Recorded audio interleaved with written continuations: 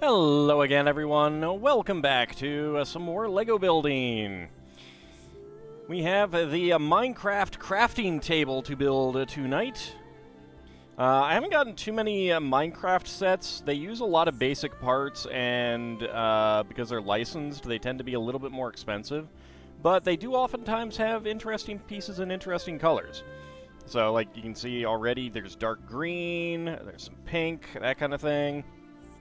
We got some nougat shades, so that's always fun. And this has a micro-scale building, which I also enjoy. Hope everyone is doing well. I apologize for the lack of streams lately. Last week was just bad for my depression, and then Sunday night, I seem to have ingested something that didn't agree with me.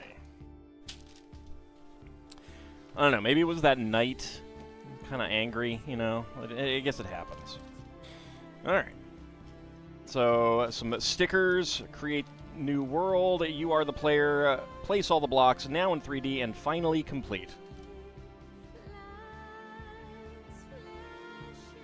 Which, of course, we're not going to be putting on because, that's just how I roll. Just watching Chrono Cross? Nice.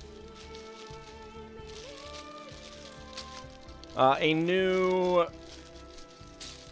old stream set of videos is going up on my VODs channel, where this is going to be going as well. And that is for the old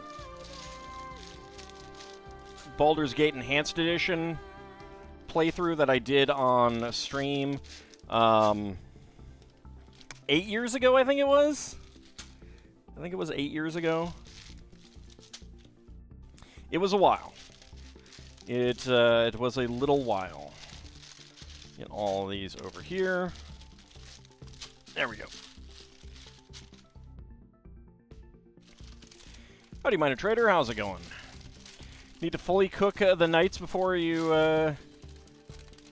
pry them out of their armor and eat them? I did. I boiled them. You know? I cooked it in the can. Looking for a new job? Well, I hope that you are successful in that and you find that pretty quick.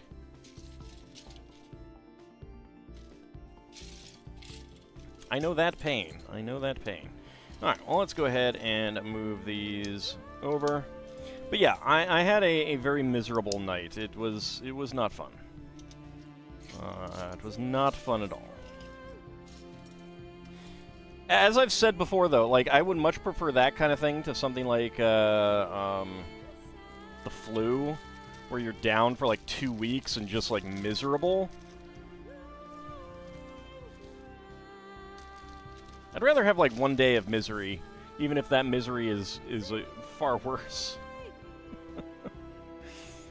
But that is me. Alright, let's see. Jeez, has it really been 15 years that LEGO has had Minecraft? Or is this, how long Minecraft has been around? I don't remember. Craft your adventure. Must be Minecraft as opposed to Minecraft LEGO.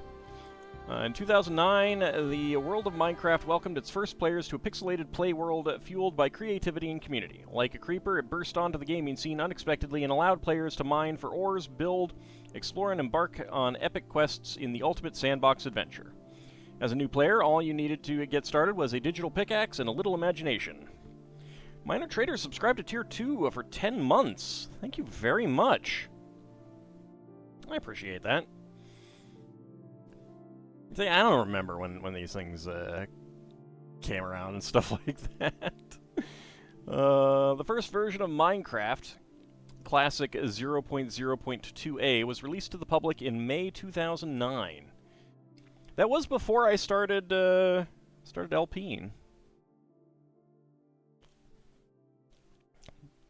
I started LPing in 2011. Oh, shoot! That was yesterday. Yesterday was the anniversary. I forgot. I think I was distracted by by my pain. So yeah, 14 years yesterday. Nice. LEGO Minecraft hands-on play. Conceived on the LEGO Kusu fan builder forum, the precursor to LEGO Ideas, the first LEGO Minecraft set was released in 2012. Built by and for fans of LEGO bricks and Minecraft, it became an instant bestseller. In collaboration with game developer Mojang Studios, more than 100 LEGO Minecraft theme sets have followed since, and many block and brick-related adventures are sure to follow in the future. Did you know the crafting table was first introduced in version in dev in 2010. Finished doing taxes on Monday. That was fun. Yeah. I didn't forget tax day.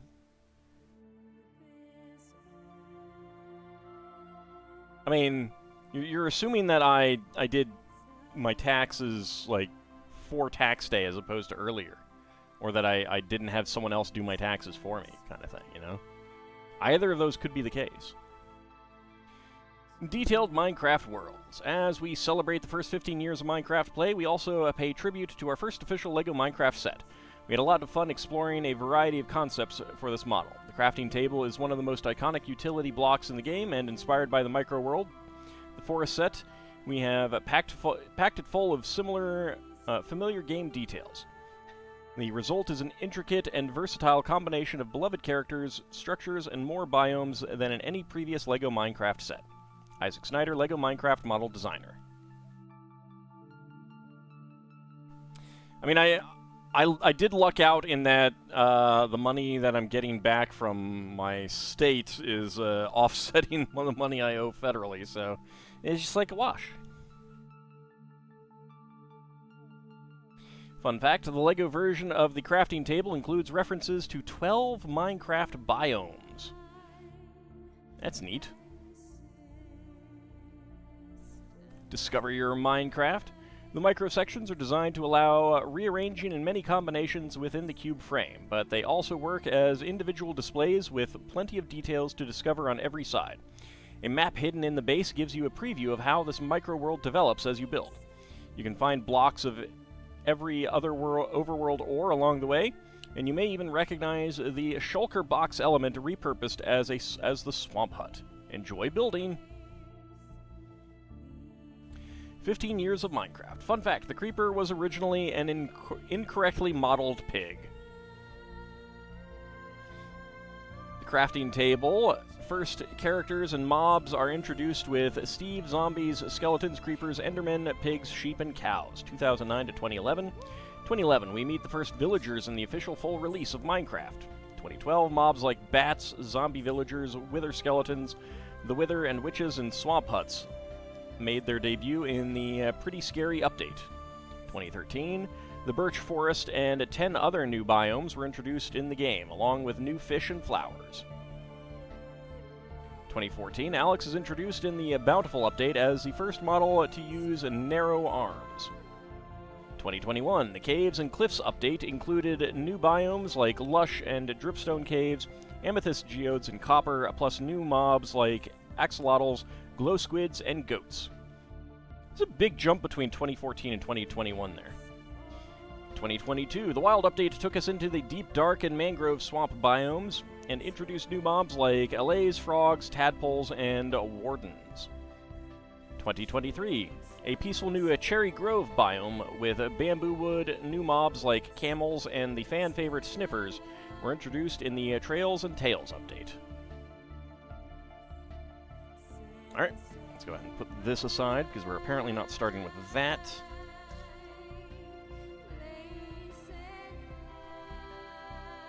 There we go.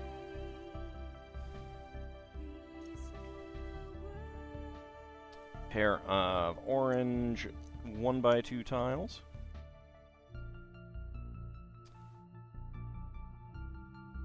So for those who did miss it over on the Discord, I did finally get my submission for the LEGO Ideas contest, A Twist of Nostalgia, finished and posted, or it got accept it, I should say. I had to go through some revisions before they would accept it. But it is all done. I shared a link there. It's not open for voting yet. There's over 200 entries, and we still have 2 weeks left before the contest is finished. And they're only taking 10 into the final fan vote. But here's to hoping that mine will be one of the 10. It'd be pretty awesome if so. I will definitely post an update if that is the case. Competition is very, very stiff. Oops, that's not it. Like I said, there's over 200 entries already. It's pretty crazy. It is pretty crazy.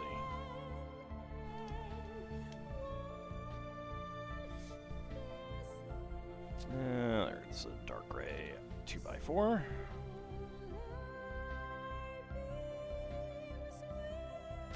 I am not actually using...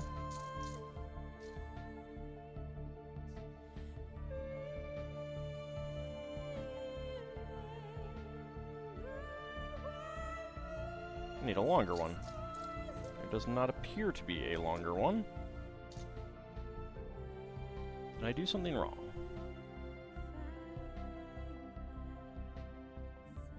I did.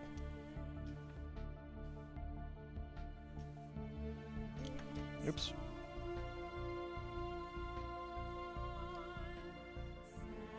Slight goof up there. All right. Yeah, I really hope I do too. I had a lot of fun making it. Luckily, there isn't anyone else who has drawn from the same model. I can put up, I can submit as many as I want. There's no limit to the number of submissions, but only one, a person can only win once, so, or get into the final 10 once, I imagine. But I'm pleased to see that no one else has chosen the set that I did.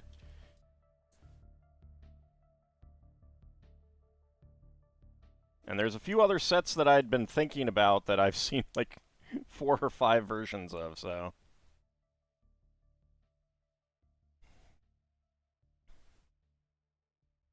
Alright, let's get that there, and that there. I think the orange is to indicate which side is a certain one.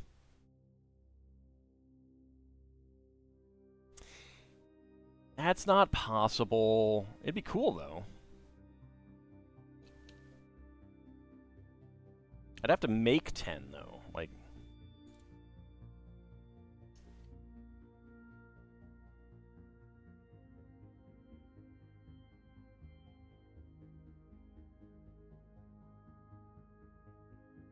Get in there.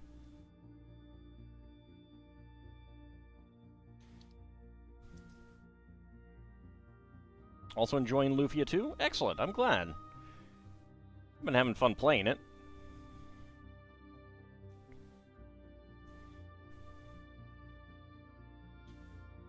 But yeah, I do need to start thinking about other things to do for that contest, because I'd like to increase my chances of getting into the finals.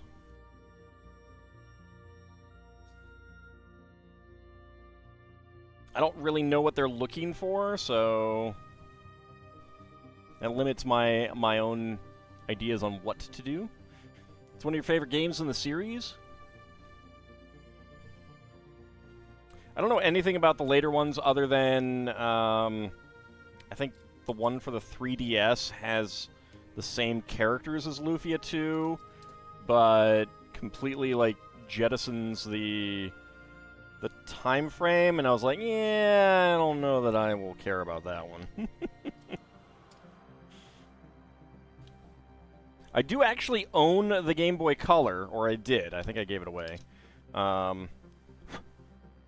The Game Boy Color one, but I never actually played it because I played so little on my Game Boy Advance. Howdy, Cloud Warthog, how's it going?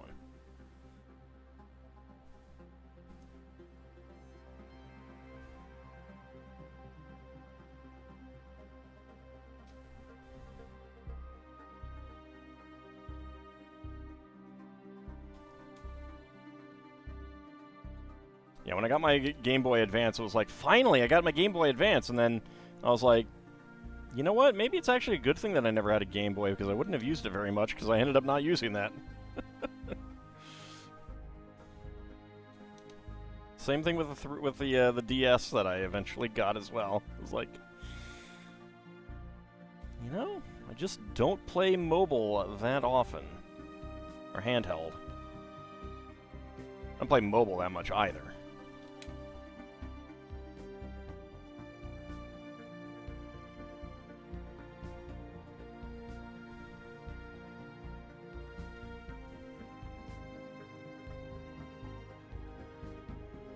Alright, there we go. We got our dark brown 2x2 tiles in there. Alright.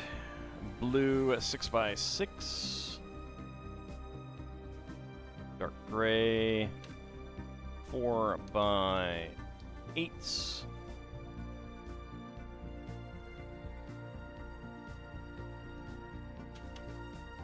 Gray 6x8 and a brown 6x8.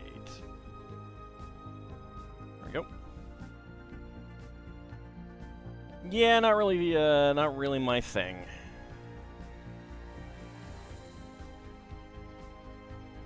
I mean, it might just be that I never had a Game Boy or a Game Boy Color. So by the time I got a Game Boy Advance, like, I wasn't a kid anymore.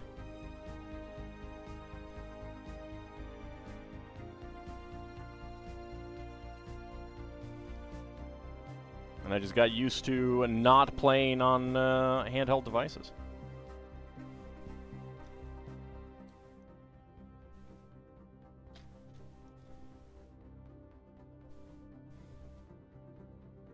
There we go. Alright. 1x2 tiles with center studs along the top.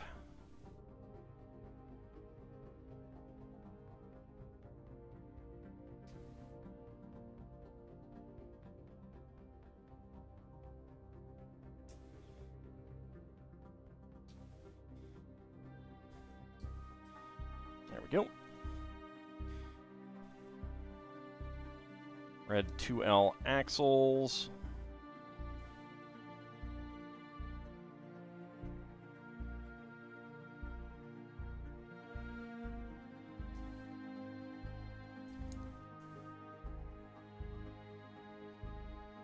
Wish they'd make the Final Fantasy Advance and DS game stuff DLC for... Yeah, that'd be nice.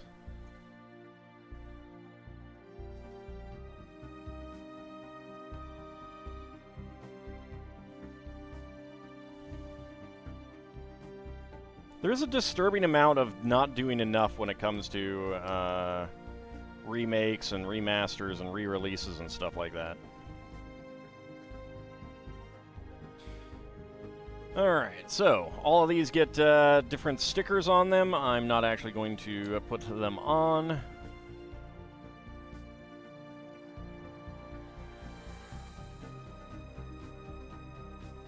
Slot that in there. Slot that in there.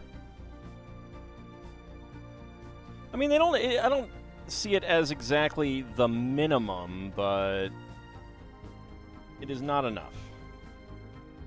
Okay. So a little micro-scale Steve. I think it was actually Lego that made me realize that there was a default character with a default name. Need to get up and get water, but cat is snoring on your lap. Guess you're doomed. Yep. Yep. All right. So little micro scale Steve there. Get him on there, and we have a spare Azure 1x1 plate, brown 1x1 tile, and medium nougat 1x1 plate with Minecraft face printing on the side.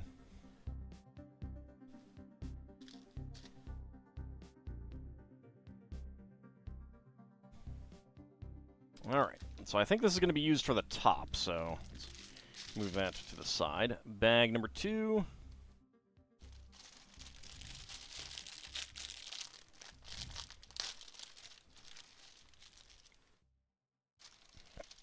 Lies, there is no default. I don't know. I found a skin to use for Minecraft when I played with some friends. Like, it was really a case of, like, I got Minecraft to play with friends as opposed to play Minecraft on my own. And I got I found a skin that I was like, yeah, this one works. Installed it and literally have not touched it since. So I've had that one for, a decade now.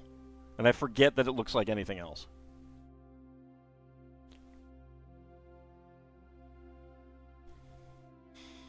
Alright, let's do the cow. Just realizing how short of a time you get Rosa in the early game. Yeah.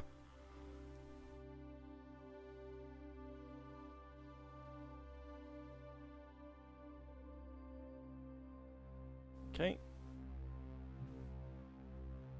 There we go. There's our Minecraft cow.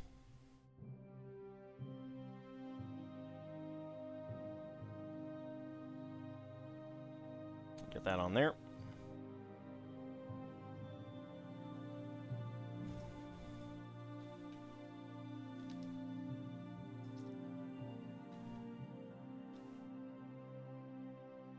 And 2x2 dark brown bricks in the corner. Howdy, Terminal. How's it going? You're searching for a Let's Play on my channel and scrolling my playlists. I have an impressive catalog. I mean, it's just like 16,000 videos, give or take. It's one or two.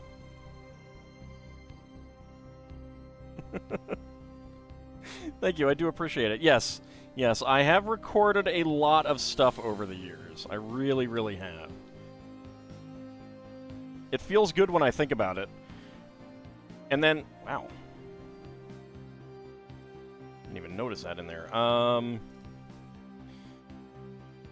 It is actually one of the issues of, like, trying to think of new games to play at times. Is like, what do I play that I haven't played yet? I mean, obviously there's a lot, but I also have to be in the mood for it. Takes a couple of evenings to go through. Yeah, just a couple. Maybe even 3 or 4.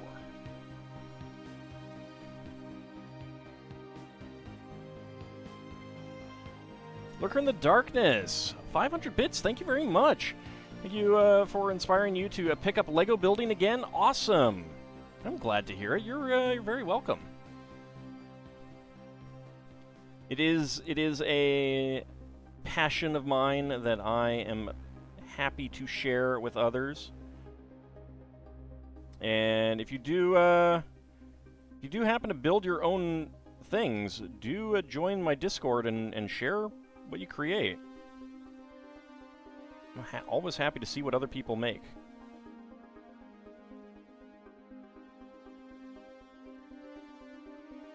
May go through some of my LP series and pick one to watch. I mean,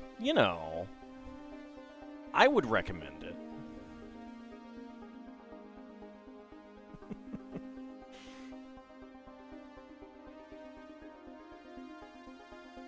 Howdy, Tweety Verde, how's it going? You made the Lucky Bamboo today? I haven't gotten that one yet. And I need to make some of the other The other botanicals that I have. Bouncing through my Tears of the Kingdom and Xenosaga playthroughs currently. Nice.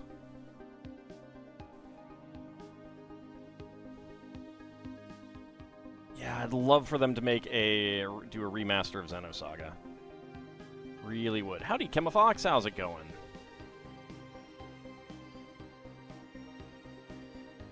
And I mean, if you want to share pictures of, you know, Lego sets that you've built too, that's also awesome. I don't want to sound like I'm saying no to that. You don't know why you were not expecting the playable mechs in Xenosaga?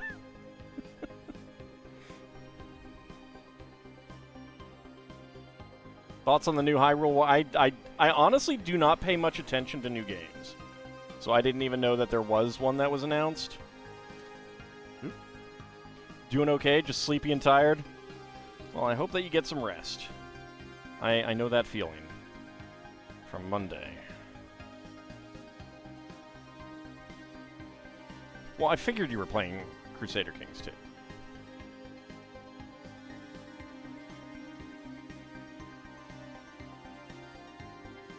And slowly building up your Japanese vocabulary so you can play Xenosaga in Japanese.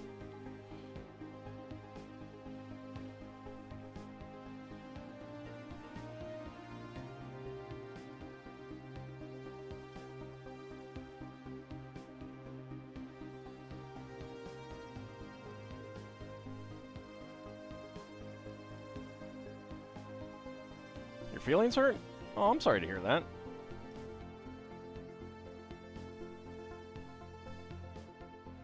Howdy, Kinshir.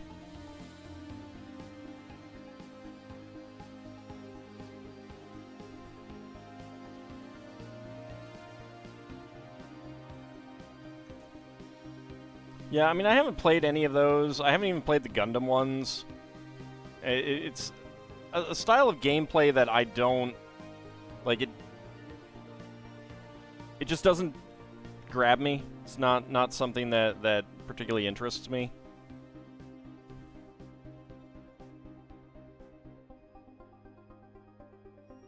Dragon is feeling better, yes. Yeah. It was a short-term thing. I knew it would be a short-term thing, but it wasn't a pleasant short-term thing.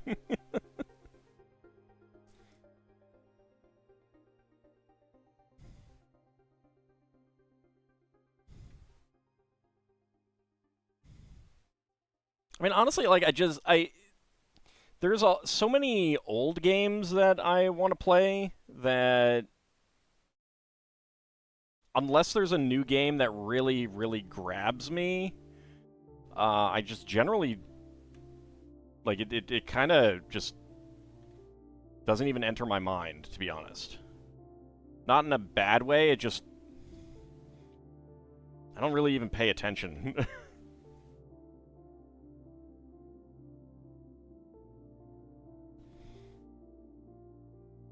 Just frustrated, that's all you can say?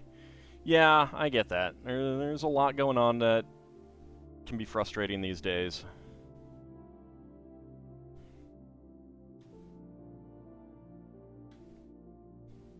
Having some good stream content to relax to can be nice, and I hope that can be what I provide. Let's go ahead and get these 2x2s on first.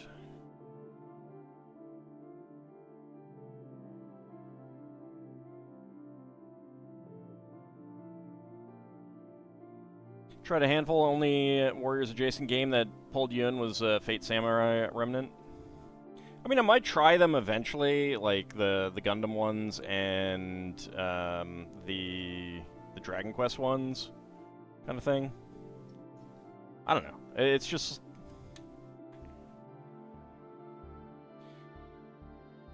There's a reason why I like RPGs, because they tend not to require a huge amount of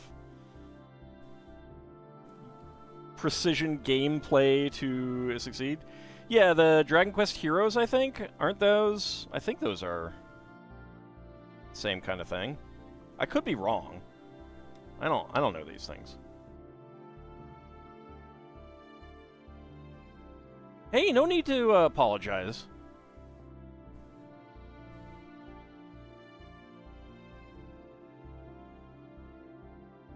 No need to apologize at all.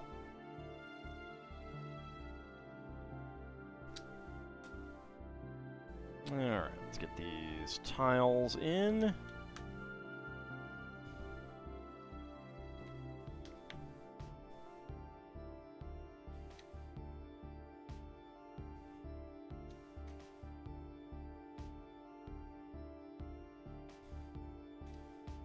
Yeah, I think they did at least 2 Dragon Quest Heroes games.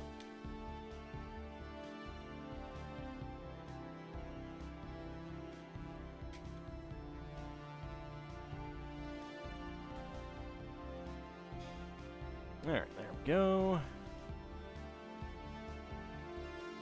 Now that patch 8 for Baldur's Gate 3 is out, Ald can now make tabletop... Can I make a tabletop accurate Ald Ellie? Tabletop accurate would be going back to the gold box games. I'm not sure if I can make accurate versions of those in 5e.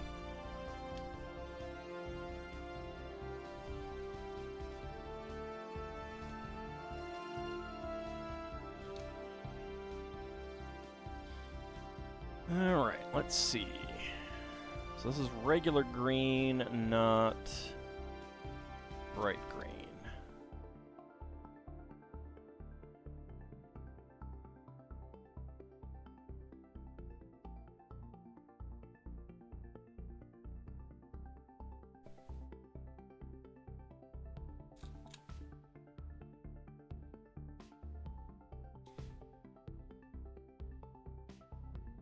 Well, at least you got Gold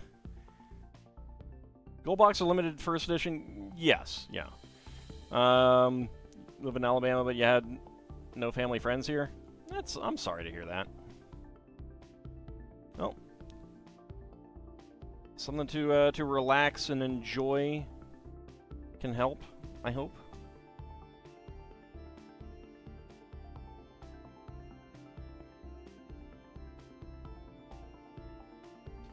That goes there.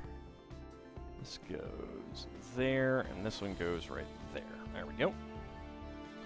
Alright, now we have some sand green. Bladesinger Wizard or Eldritch Knight Fighter for Ellie. You can either Crown or Ancient Oath Paladin for Ald.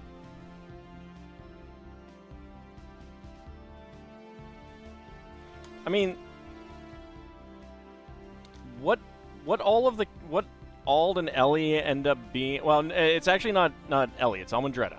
Remember. Ellie is a different character.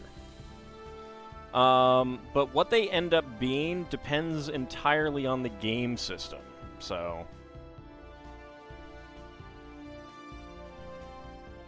there's that, there's that, and there's that.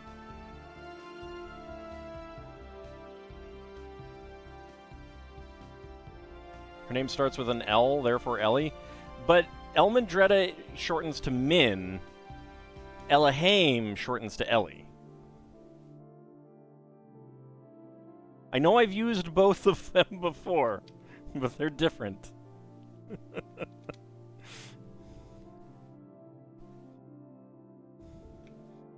Terrible of me, I know.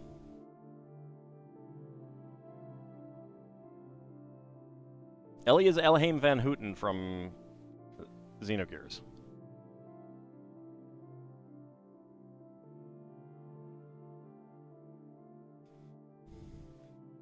Got some dark green 1x1 tiles.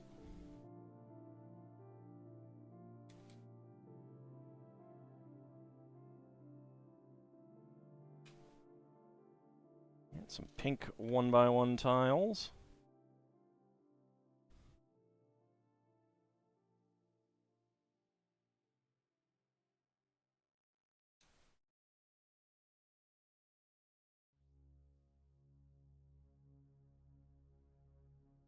A little bit of schmutz on this white tile there.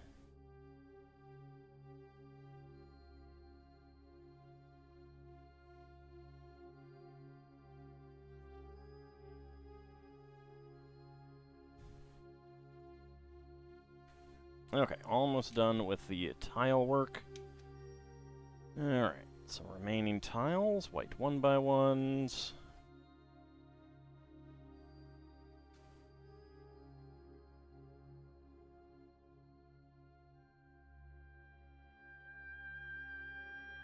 There are crows outside squawking.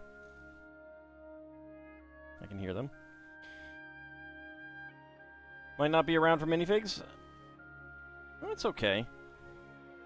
They will be back next time. Do have a new set to do though. Looks like we got an ad break coming up in a bit as well. Okay. So there's the little map there.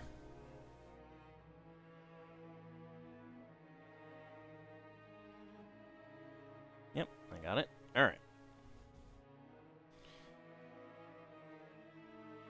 So let's see.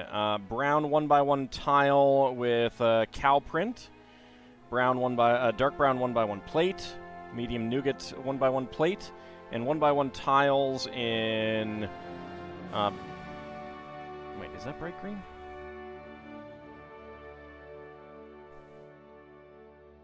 Yes. Geez, that is almost indistinguishable there.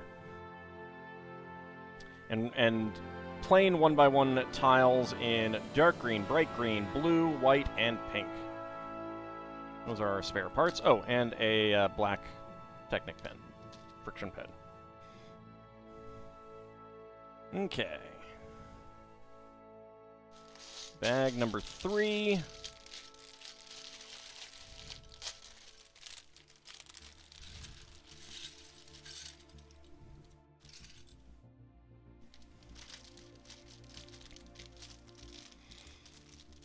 This build seems like a nightmare if you misplace some of those pieces.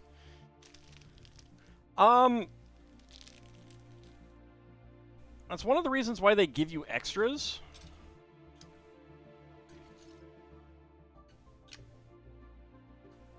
If you mean, like, put them in the wrong place in the build, it can be, but that's also why they give you a brick separator.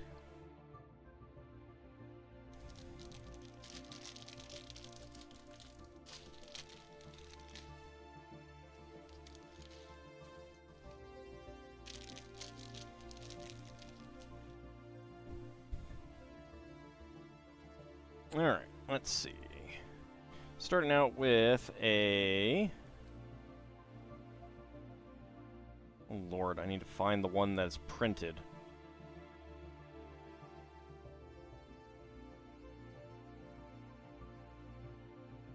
It didn't get in there, did it? No. There it is. Oh, that's the second one. So that's going to be an extra one. Alright, so a skeleton. White 1x1 plate, white 1x1 plate with printing on the side. It's actually kind of amazing that they're doing printing on the sides of 1x1 plates these days.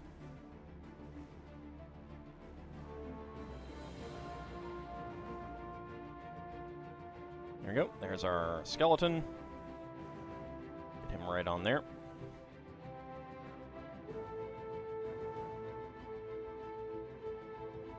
Will Ald finish a Minecraft build for once? Wow. Wow, not a rogue AI. Wow. How rude.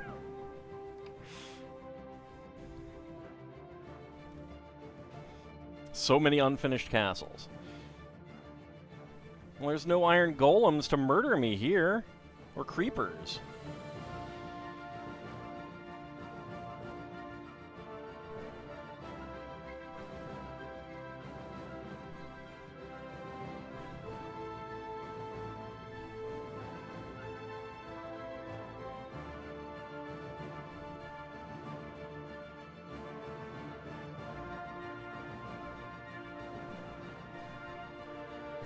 Okay, so double stack of dark gray 1x1 tile plates, and a medium nougat 1x1 plate.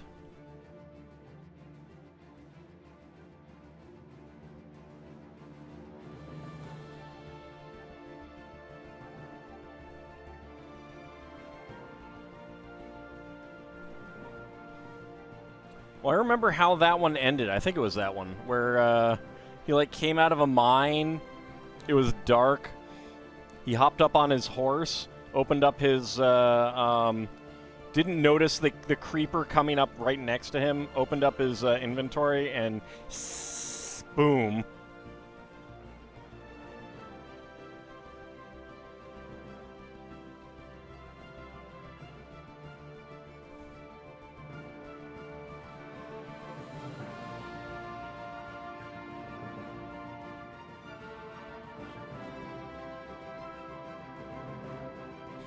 I think they should have a third Dragon Quest Builders game. I think so too. Dragon Quest Builders was tons of fun. They should absolutely do another one. I don't know exactly how they would do it. I don't care. They should do it anyway.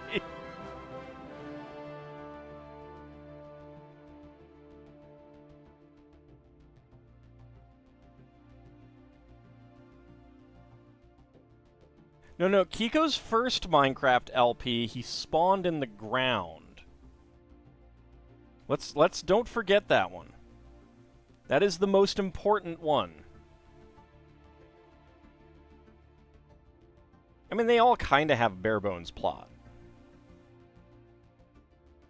But I was disappointed by like one thing about 2, where we didn't get to explore the whole world of Dragon Quest 2. Whereas in Dragon Quest Builders 1, we did get to explore the whole world of Dragon Quest 1.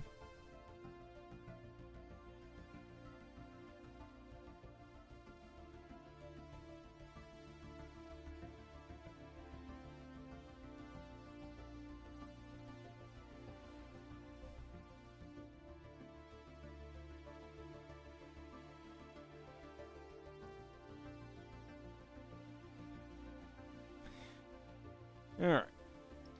1x3 brick there. 1x2 brick tile with center stud there.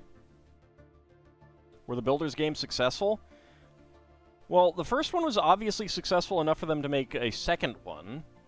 And the second one got released on many different platforms.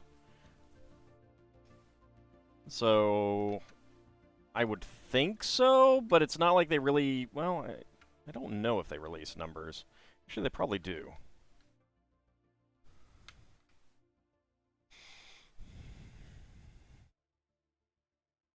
To the Wikipedia.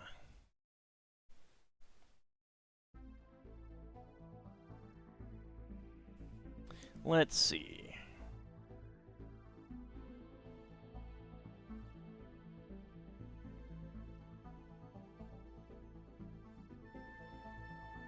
I mean, it's been 7 years now, so... Well, I guess not 7 years. It's been 6 years.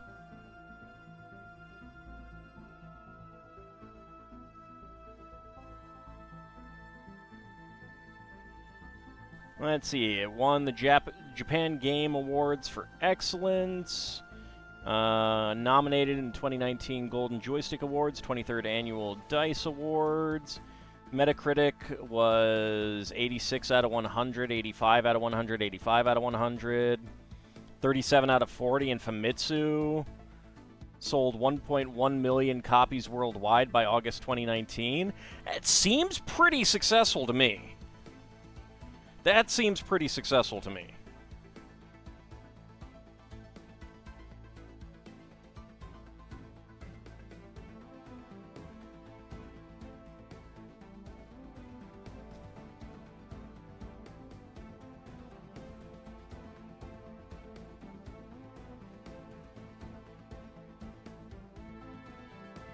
But yeah, I don't, like, who knows, really. There could be other things involved. The creative minds behind it don't want it, you know, just like maybe they just don't want to do another one.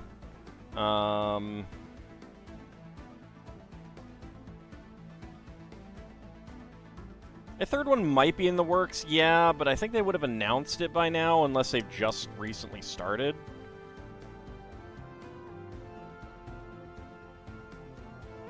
So I'm not getting my hopes up.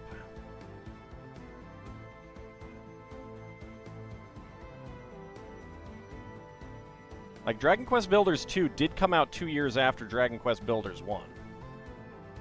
And now it's been 6 years, like 6 to 7 years.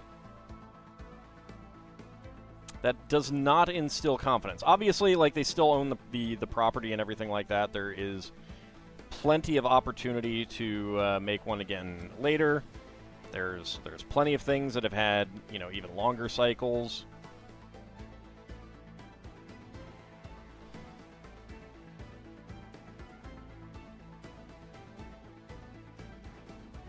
And, I mean, it could even be something where it's been, like, started and stopped a few times because they just can't get a satisfactory story that they want to tell, kind of thing. Yeah, it's a pretty substantial gap. It does not bode well, in my opinion.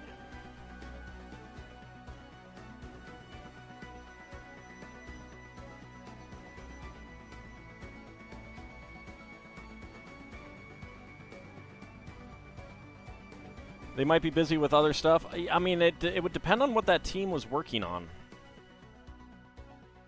I don't know what they might have been moved on to do.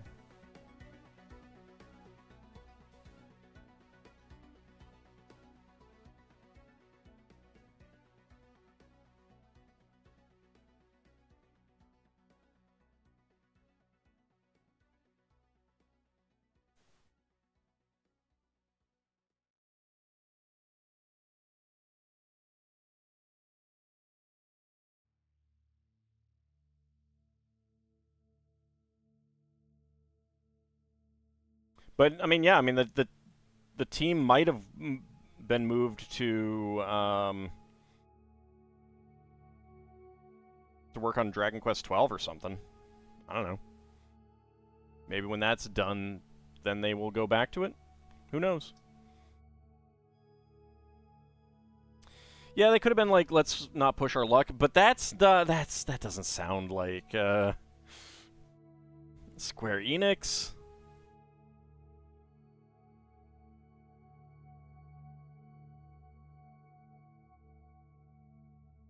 Yeah, I don't know. I don't know.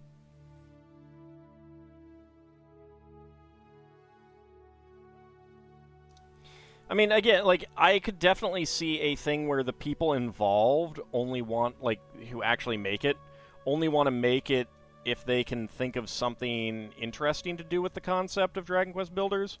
Like, have new mechanics to put in. Because Dragon Quest Builders 2 did have quite a few new mechanics on top of Dragon Quest Builders 1.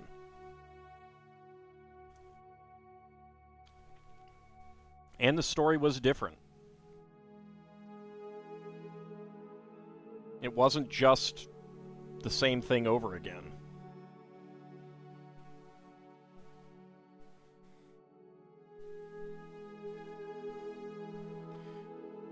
And it's definitely not unreasonable to think that the team involved might be like, we only want to do something if we can do it right, do it justice.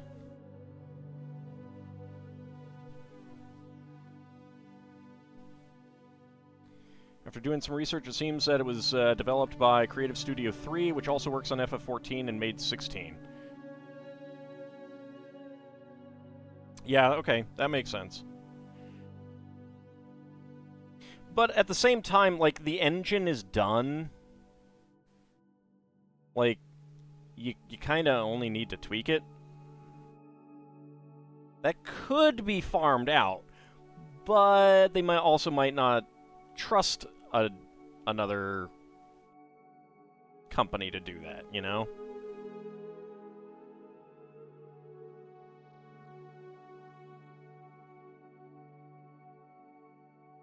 Because that's one of the interesting things about the Gold Box games, is that they did kind of farm those out after a while.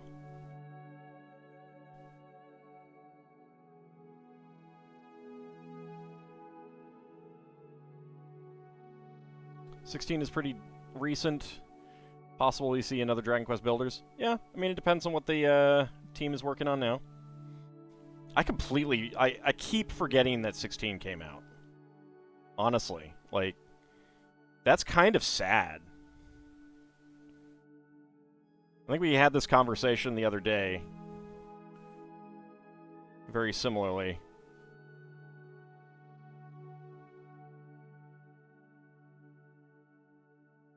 Like, I know 15 came out, but I haven't played it. I only know one LPer. Well, no, actually 2 LPers who've done LPs of it. I don't know anyone who's done 16. I don't know anyone who has talked about 16. It's just kind of like, no, I didn't play 16 because I keep forgetting it came out.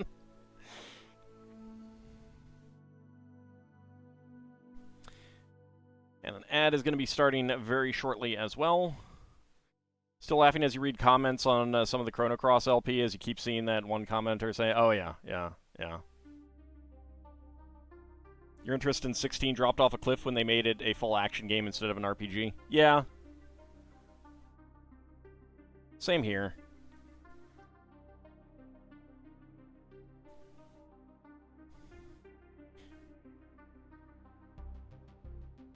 Like, there's obviously a lot of people who love, you know, certain elements of those Final Fantasy, you know, the action, more action-y Final Fantasies and stuff like that. But I really do think that they are letting the fans down by not having at least like a spin-off. Like, they could do, like, it could be Final Fantasy Retro 1, Final Fantasy Retro 2, and it's literally just a brand new game, but using the Pixel Remaster engine, trying out new things, and kind of like picking up the torch fallen after Final Fantasy VI. Or that 16 felt like you're playing 14 at times. Did not enjoy 14, so skipped it. I know a lot of people who do like 14. It's not... I haven't played it. It's not of interest to me, but I can understand trying, you know, appealing to a market for that kind of game. I get it. But there are also longtime fans of Final Fantasy that are not getting their Final Fantasy fix.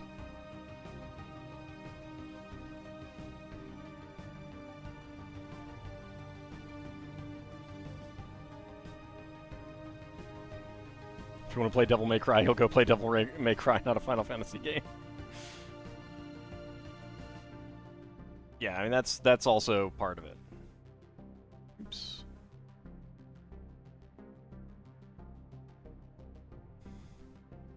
Sure, we'll go with that, Bahamut.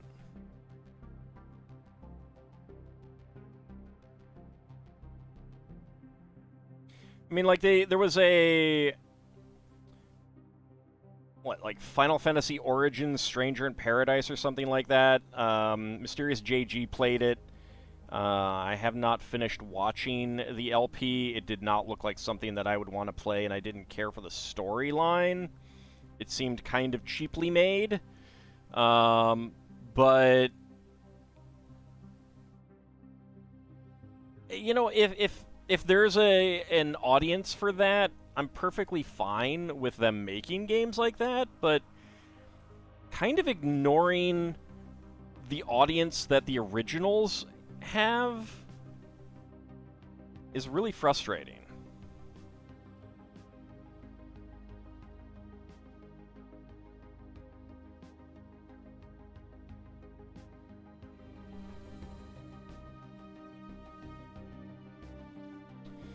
I wonder if they'd attempt to modernize combat given a Xenosaga remake. I don't know that, like, there's no possibility of a Xenosaga remake.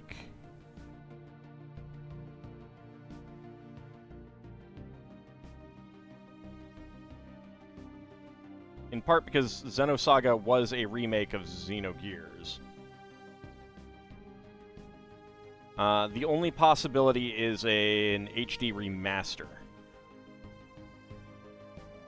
To do it well, they'd have to borrow some people from Nintendo, from Monolith Soft.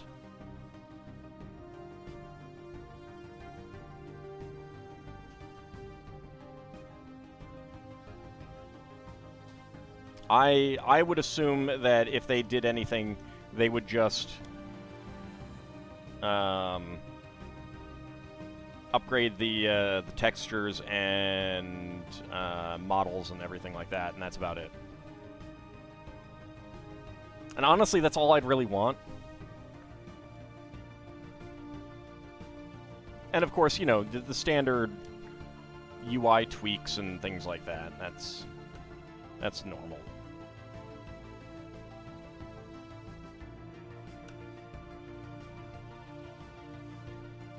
Okay, so we have this this big cavern section. I actually am not sure what it's supposed to represent. Like, this doesn't feel like a mine section. Pre-rendered cutscenes with a little less uncanny valley would be nice. That would require completely rebuilding the models. I don't think they would do that. I'm not even sure that they would be able to re-render those at higher resolution. I think that they would... if they have the original masters, they might be able to do something like that, but I think most of that would just be upscaled. But the in-game graphics could be upscaled very easily and just apply some new textures to them. Like they've done with PlayStation 1 games.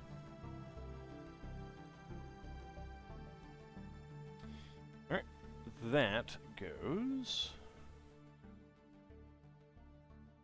right there. So we get a nice big cavern. And look at all of these extra pieces.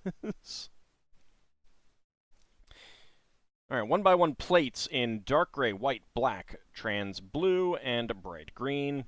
1x1 tile with round end in green. 1x1 tiles in dark blue and dark gray.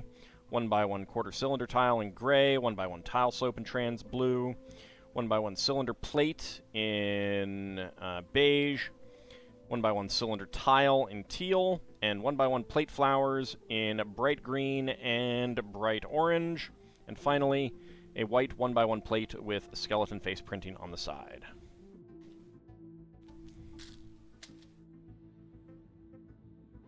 Because the character models in Xenosaga 1 were intentionally anime-esque. They decided that wasn't was an issue, so they went with a more realistic models in 2 and 3.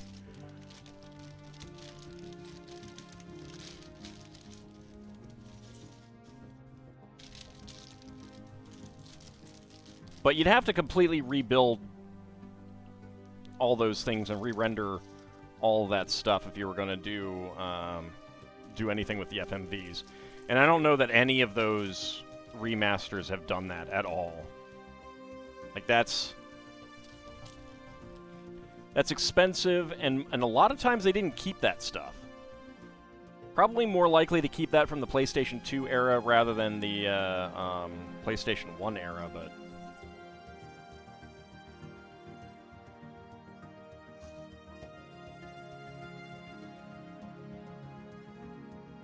I don't know. Alright, let's see. Purple, black, 1x1 plates, and I need... There we go. Let's get a little, witch print. But I mean, they haven't even done a remaster of Xenogears. Which, of course, we're talking about different companies here.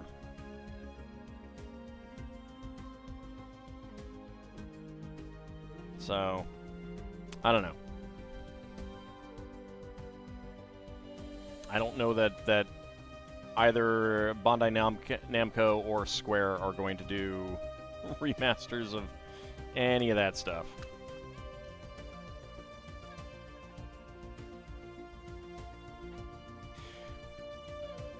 Right, so, like, it would be very likely that, I mean, it's entirely possible that his employment contract with, those companies prevent them from doing anything with those games without his input. I doubt it, but it's possible. But more likely, like, the companies might want his input, but not even so, not necessarily. They might not care at all.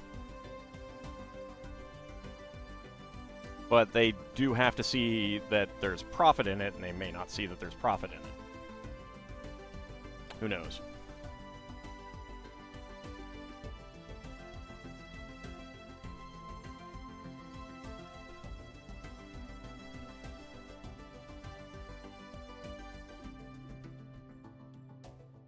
Like, we can't see into the minds of the company, that's for sure.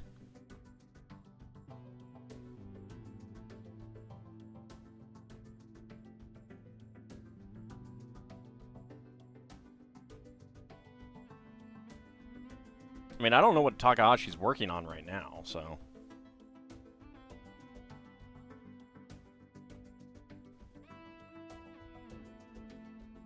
I don't know that Monolith Soft has announced any new games. Certainly hasn't announced a new Xenoblade game.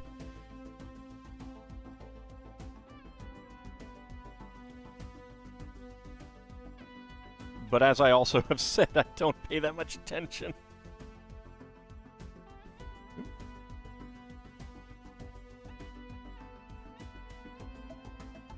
Stupid one-by-ones.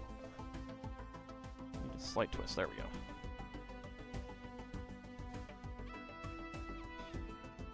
Okay, over here.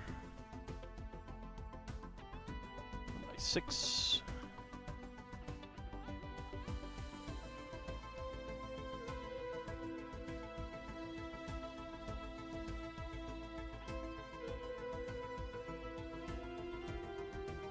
Well, but, like...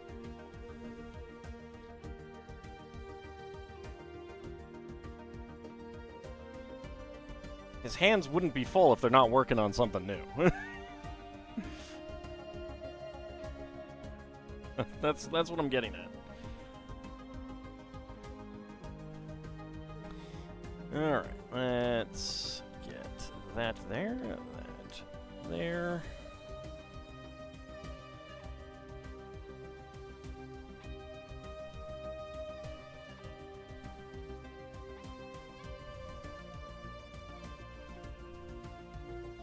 We're making a little swampy area here, I believe.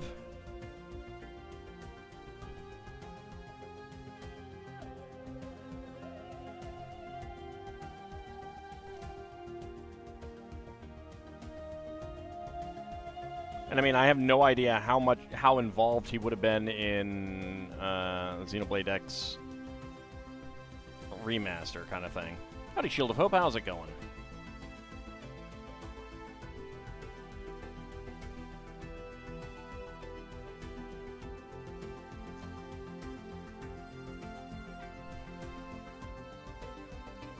But yeah, to involve him, he would have to be loaned from Monolith Soft, so...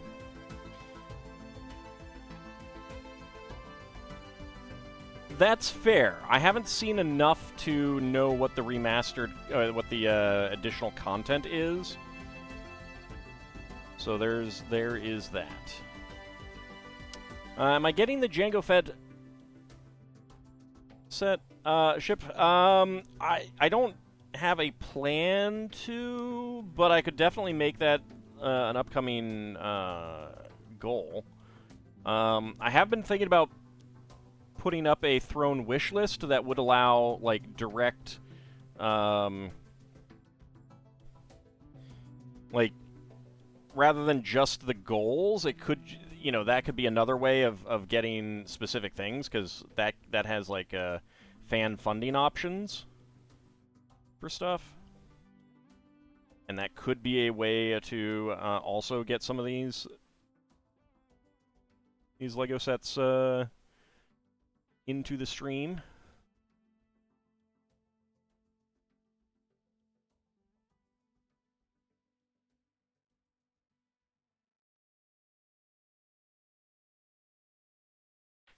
Yeah.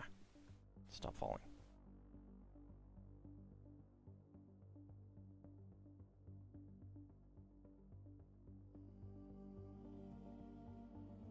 I want to get that straight. There we go. Can I use that? Can. I got a little bit more wiggle room there. All right. Laughing as you looked up how much a card from the latest Magic the Gathering set is worth, and it's nearly $50. You have 2 copies of that card? Holy cow! I mean, is that a card that you would use, that you would play?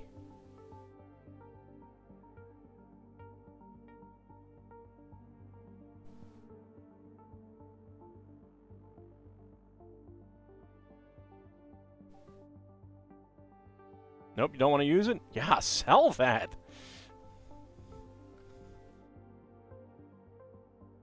Heck yeah. I mean, that's pretty crazy.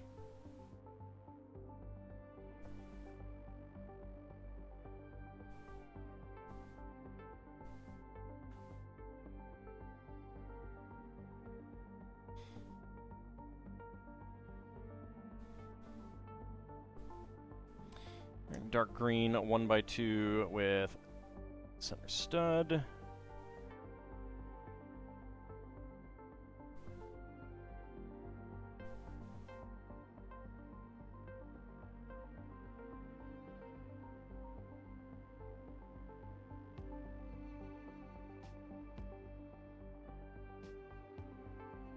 Easy 100 bucks. Granted, the hobby shops aren't going to buy it for the full... Right. But even so, like, you know, that could be an easy 50 bucks, even if they buy it from you for, like, you know, half that amount so that they can make a profit. And anything more on top of that is pretty great.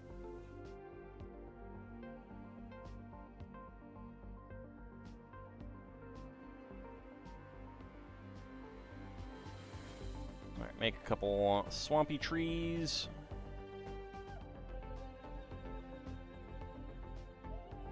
I mean, I don't know what kind of cut they usually take for that kind of thing.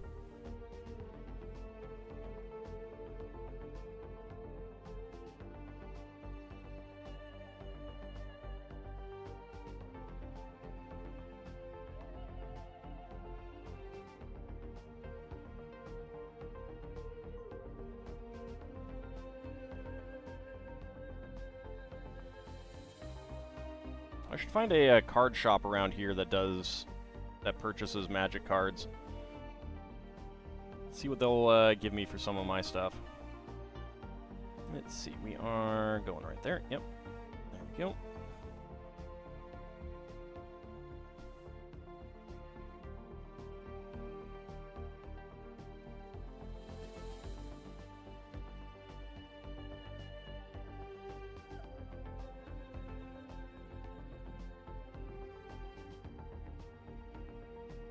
Online stores would be better, yeah.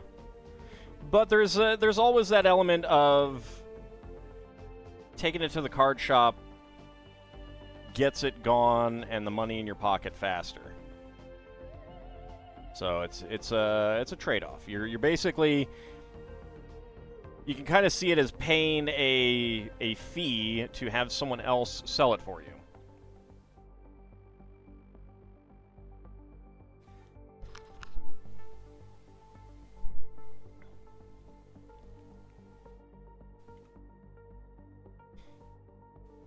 Main issue. Hold on.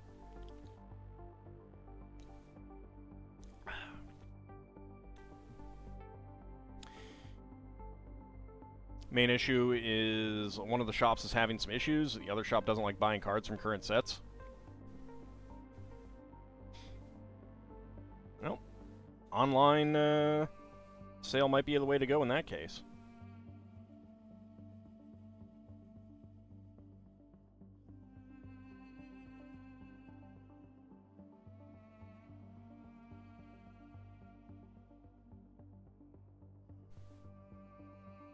Alright, get a little birch tree made here.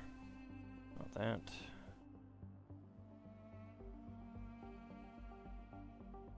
There we go. Okay. So, spare parts. We got a purple and brown 1x1 plates. Brown 1x1 cylinder plate. Medium nougat 1x1 tile. And a translight blue 1x1 tile. A light blue 1x1 plate flower. And a tan 1x1 plate with witch face printing on the side. Tree or mushroom? That is a birch tree.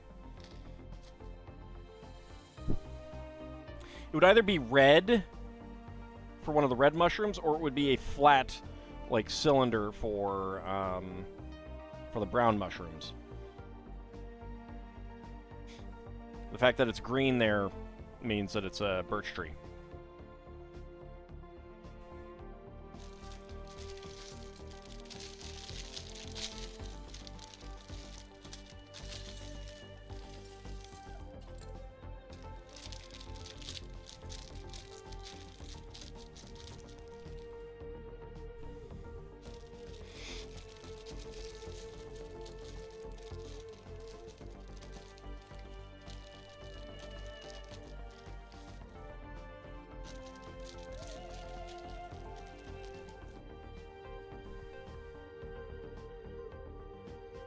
Still go to your favorite ones, see if they will want them? Yeah.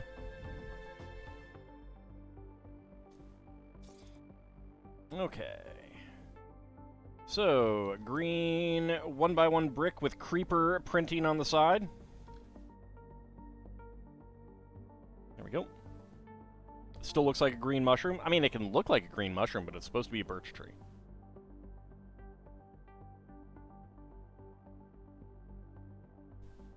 Like, that is unconditionally what it is supposed to be.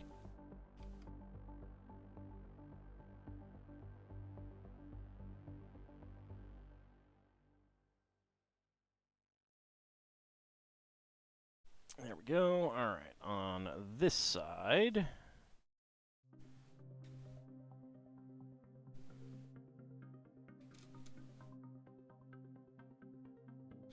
brown 1x1 plate in there.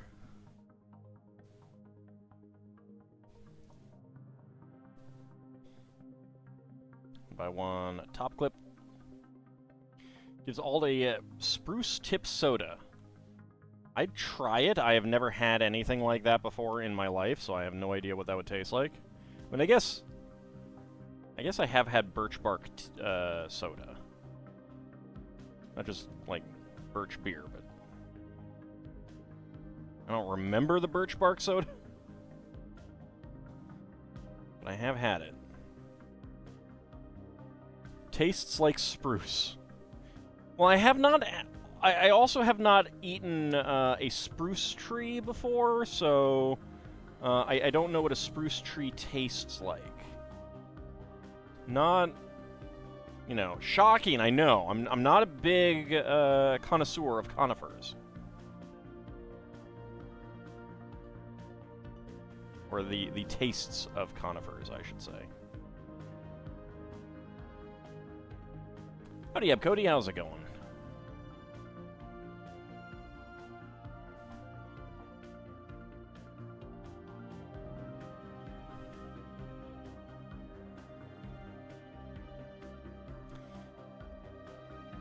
Mostly tastes like lemon lime soda with a hint of tree. Okay. I still don't know what a hint of tree tastes like.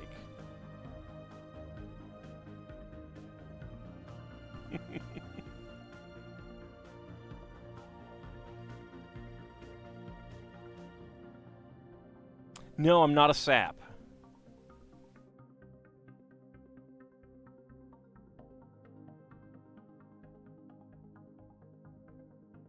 Very, very plantish. Again, shocking, I know. Plants have many different flavors.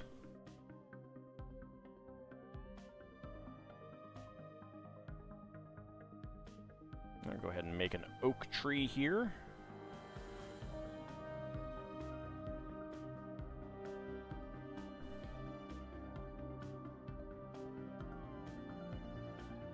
Don't worry, I'm not actually expecting you to describe it. Actually describing flavors can oftentimes be like trying to describe color, a color to a blind person.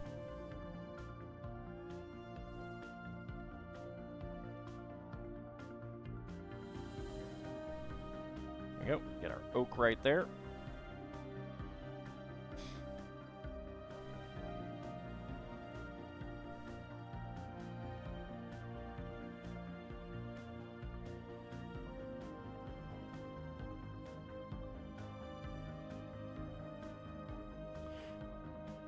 Alright, I'll consider that, Bahamut, but I might have to spruce it up first.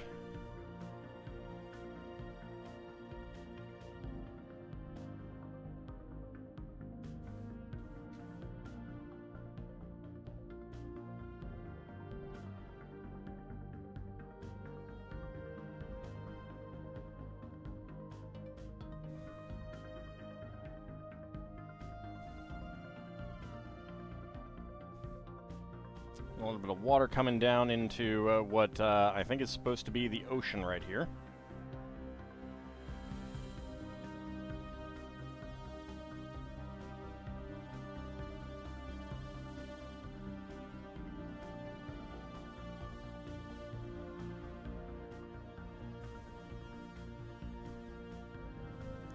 I think that would probably be ill-advised. And also expensive.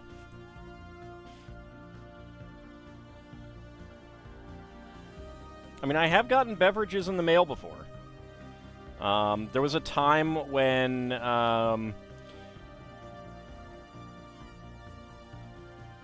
like, early in the Amazon Prime days, there was a company that joined into the, like, I think what it was like Amazon would pay the retailer for the shipping for things for Amazon Prime, for third-party stuff.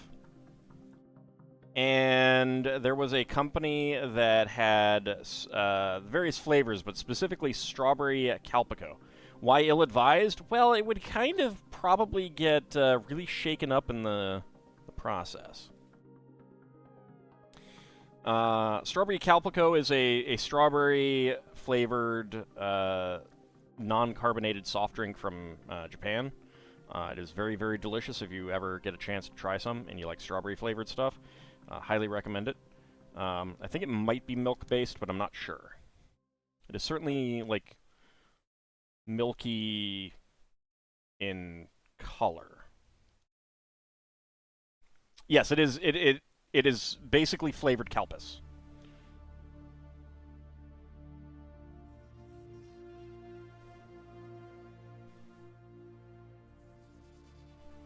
Don't blame me. That's the Japanese name. I didn't make it up.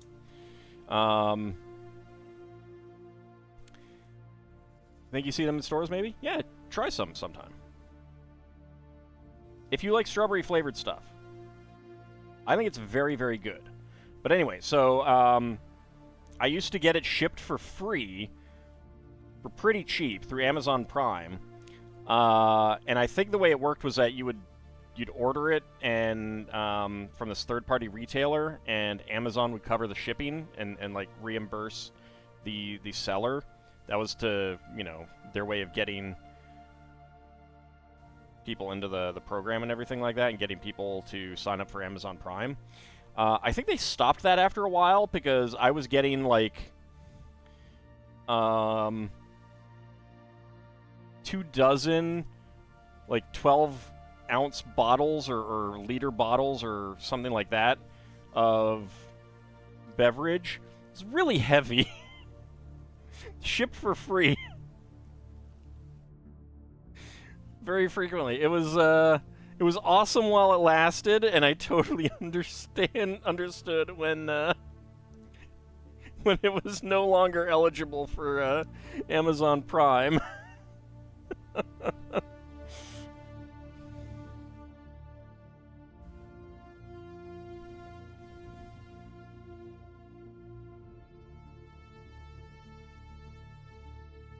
Well, I don't remember what the price was, but like it was pretty cheap.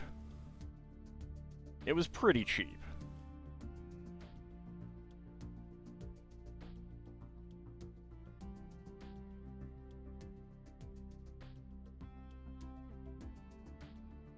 Strawberry Calpico. That's what I was talking about. He lived 5 minutes from an Amazon warehouse for a few years, and $5 same-day delivery was addicting.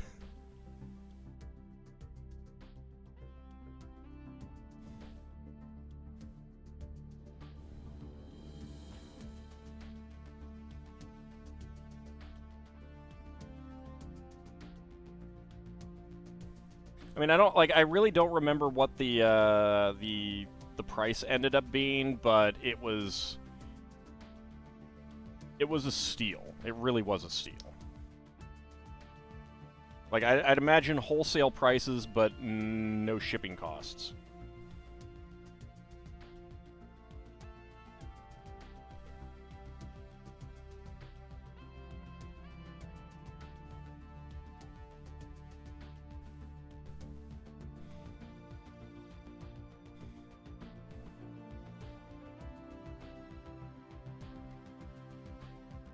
Like, it would be kind of like getting,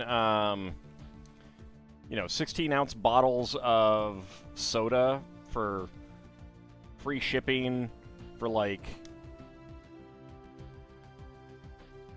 25 cents, I think it probably would be a bottle kind of thing.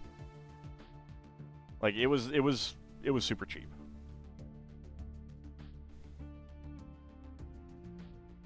I was very sad when they stopped accepting that. Howdy, Rovaljax, how's it going? Got Xenoblade X recently and somehow tried to do farming and leveling. I have not gotten that myself yet.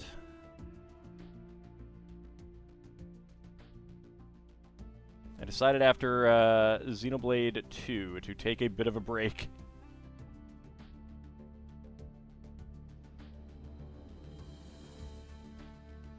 I was gonna watch Crescens, but I think he got tired of the game mechanics.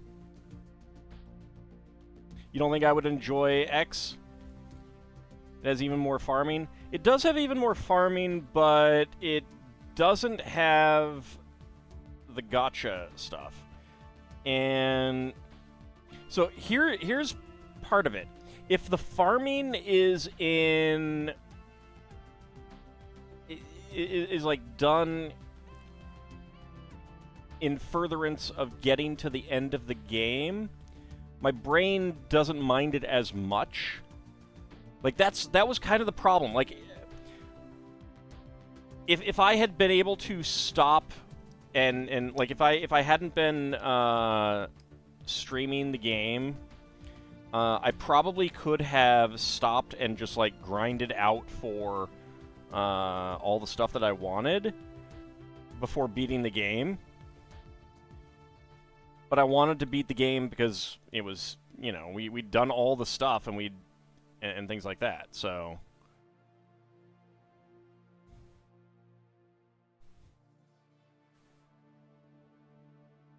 And the other thing is that if it really is just a matter of time, if it's really just you got to invest X amount of time in doing it,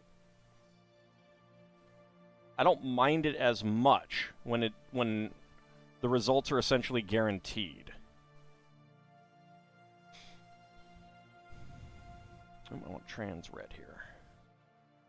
The issue is really one of, if the results aren't guaranteed, then that feels a lot worse. Your mistake was trying to follow builds, which requires leveling and such. Yeah, see, I will probably just not care and just, like, level grind and not even worry about it.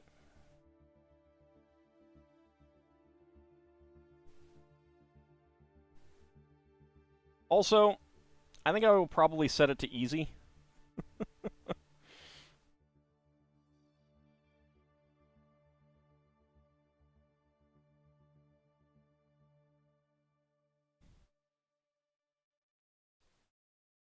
I think I am done with wanting actual gameplay challenge out of the Xenoblade series. Oh, there is no difficulties? I thought there was. Oh. Well, that sucks. How much would I grind for Cosmos? It depends on how much grinding would be necessary for Cosmos. I mean, I wouldn't grind for 5,000 hours for Cosmos.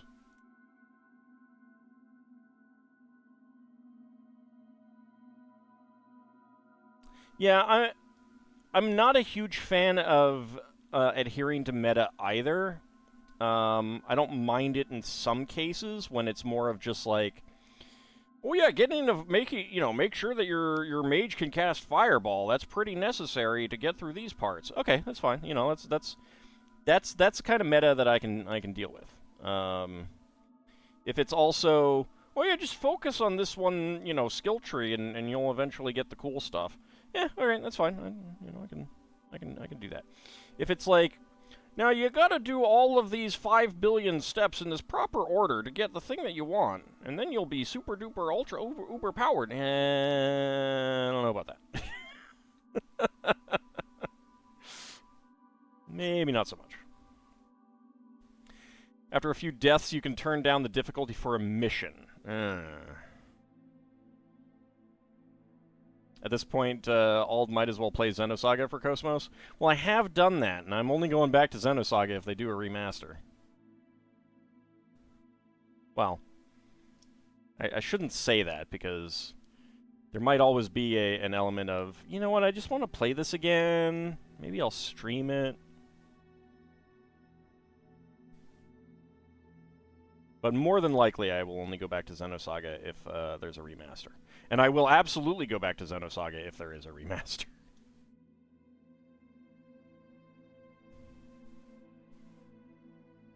From what you've seen, pretty much anything is viable in Xenoblade X, but some stuff is really overpowered. Yeah, I mean, like... But people said some of that about things in Xenoblade 2, and I was like, I'm not seeing it. Which probably is a skill issue. And that's fine, but...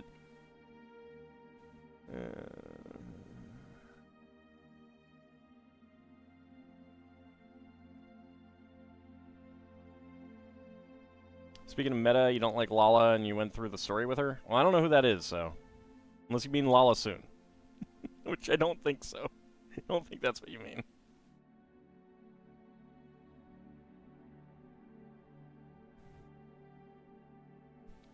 Yeah, I'm not exactly sure that Telos comforts Nadaroge. I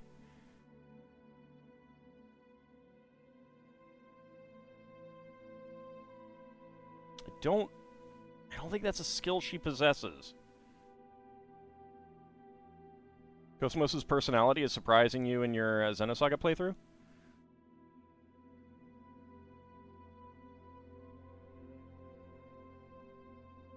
I do like her personality. That is one of the reasons why I like her as a character. Because it kind of gets to, like...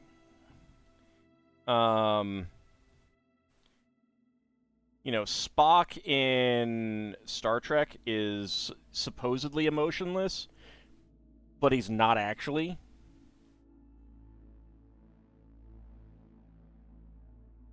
Oh, yeah. Yeah, that's kind of set up as a oh yeah, okay, she is a robot. Yeah, understood.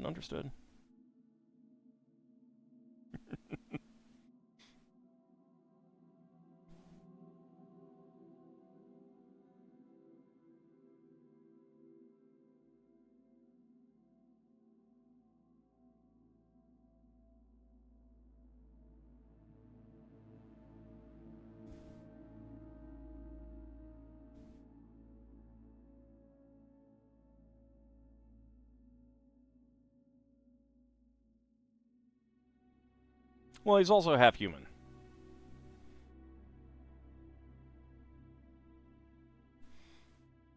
That does put him a bit different than other Vulcans.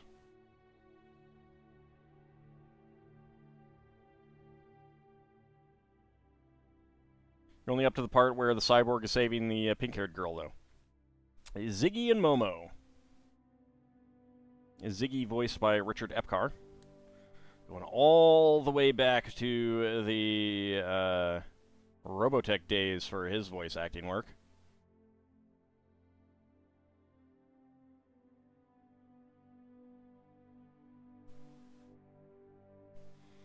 I think one of only 2 voice actors who, well, maybe not more than 2, but of the main cast, I think the only one of 2 that voiced his character for the entire 3-game saga. Ziggy's great. Ziggy is great.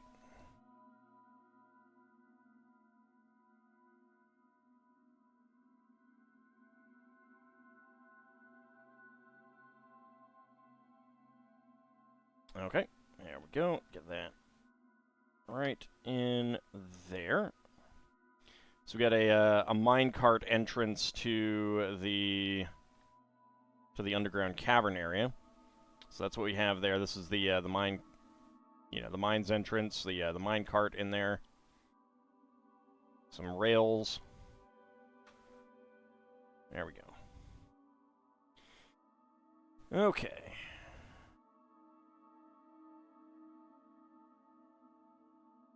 So let's see. Spare parts, 1x1 plates in pink, green, beige, and gray. 1x1 tiles in beige, gray, and green.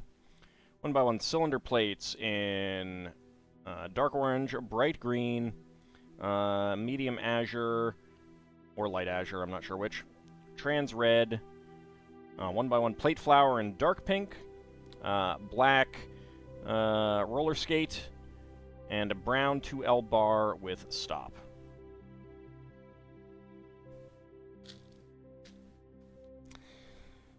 Wow, Nadarogi, just going straight for the spoilers there, potential spoilers. But no, she is not.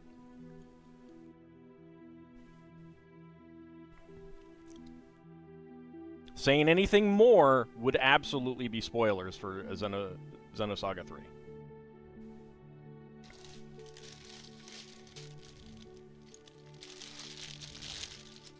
Shion is Shion.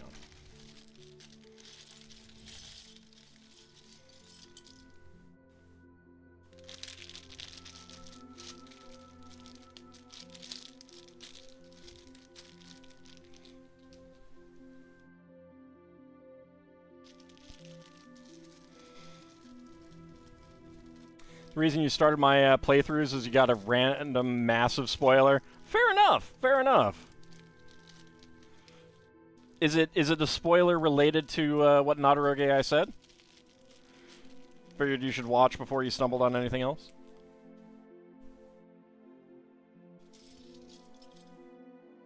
That is a fair plan.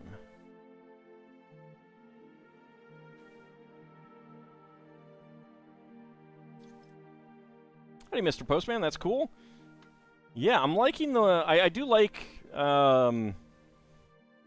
microscale builds, and this is pretty nice so far.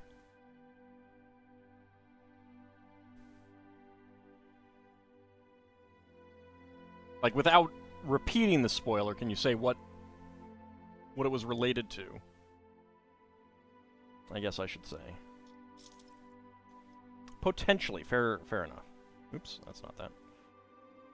Question, you heard Xenosaga has themes involving Christianity. How Christian is it? Oh, it's not proselytizing Christian, but it's very Christian. It's very Japanese in that. It's not... I'll put it this way. As an atheist myself, it doesn't bother me. If that helps.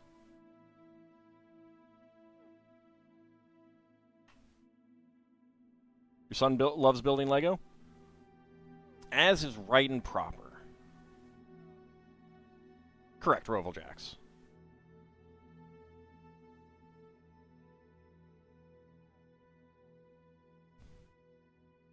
Alright, let's see. We get a corner there. Short clip of a character with a moving red background and a short name.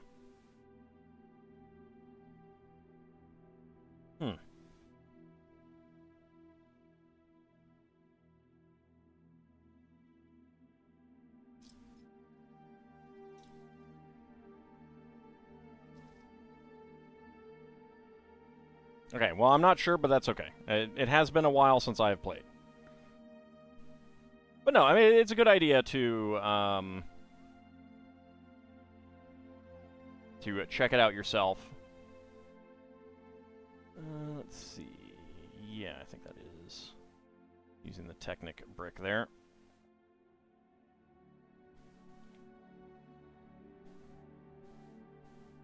But I hope you are enjoying it, at least, Terminal.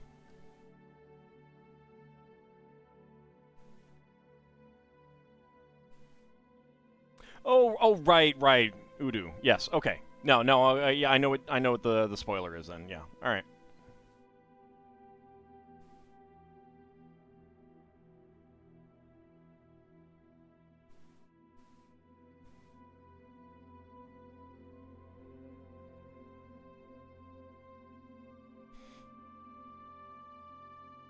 That Udu that you do so well.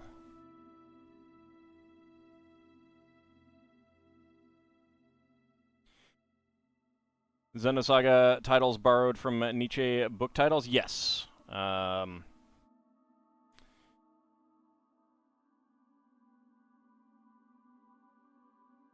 Zwildermacht is the one that I am remembering offhand. I need to think to get the others. Ginset und Bonbos? That one I'm not as good with, and I forget what the third one is.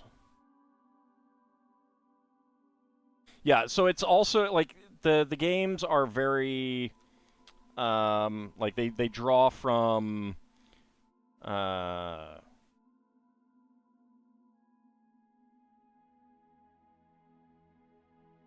you know, psychology and stuff.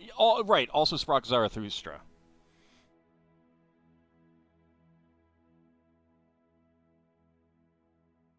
Also sprach Zarathustra, which is thus spoke Zoroaster.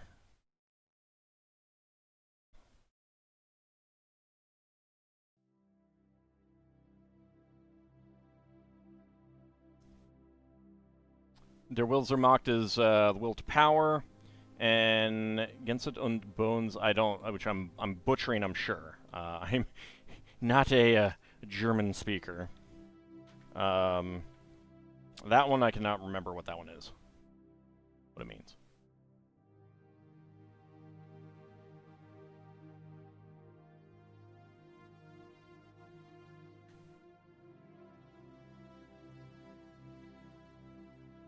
And they do all relate to the story. So like the games are very like draw heavily from psychology and stuff like that. Yeah, that's not one of them.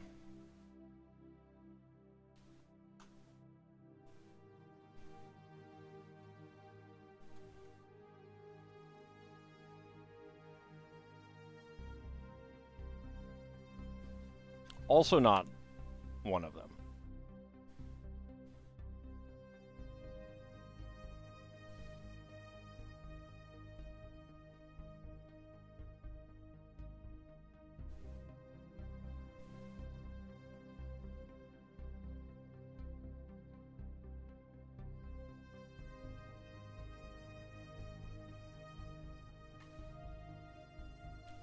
Probably should just go look up the look it up on Wikipedia.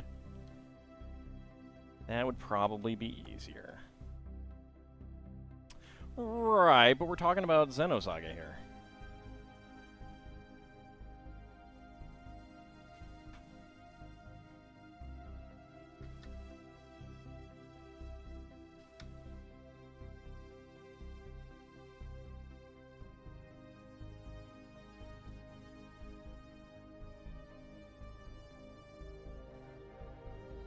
Yeah, I highly recommend. Xenosaga 2 plays poorly. Jensen von Gut und Böse. Yes, that's it. Between Good and Evil, I think, is what that one is, now that I think about it.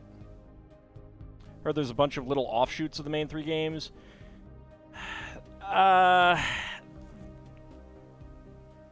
don't know that you're gonna be able to. There's an anime that covers, I think, part of the first game.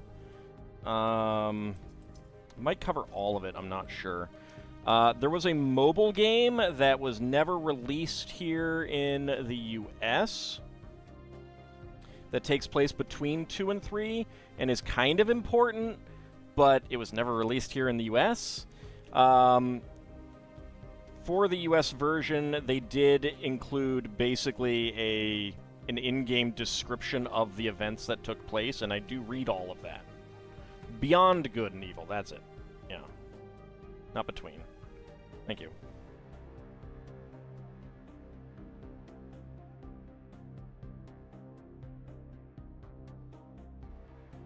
Also heard Perfect Works thrown around a lot as a Xenobible. Yeah, for Xenogears. Xenogears Perfect Works covers a ton of the background stuff that's hinted at in the game in Xenogears. Stuff that was cut, stuff that didn't make it into the game, but is still in the lore. But it really only matters to Xenosaga insofar as Xenosaga is, to an extent, a remake of Xenogears. Or a reimagining is probably a better way of describing it.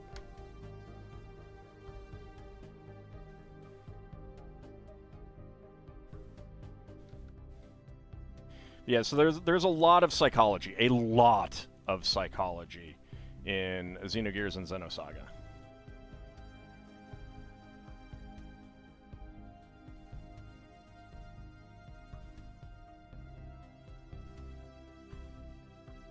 It's not necessary, but it is helpful to be prepared to look things up on Wikipedia.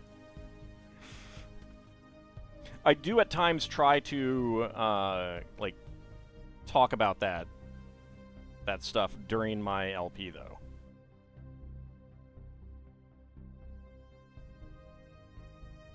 Or the various LPs. Nope, not brown. Dark brown.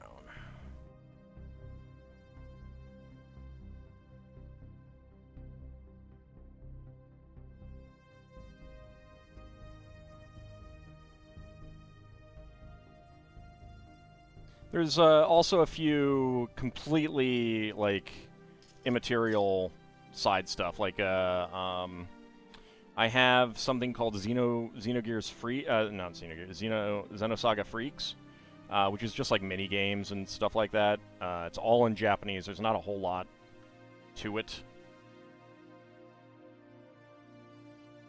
It's not really, like, storyline related stuff, though. Also heard the Blade games are yet another retelling. They are spiritually connected, but that was also kind of a development over time element, I believe. I don't think Xenoblade Chronicles 1 was intended to be directly connecting them, and it just kind of, like, over the course of the series morphed into it.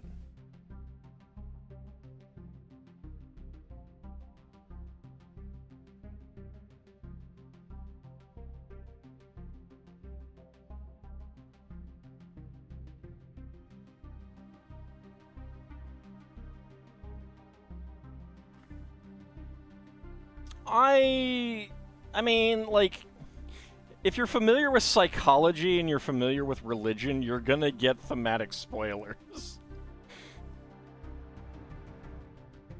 Like, stuff is gonna show up, and if you are familiar with those concepts, you're gonna be like, I see.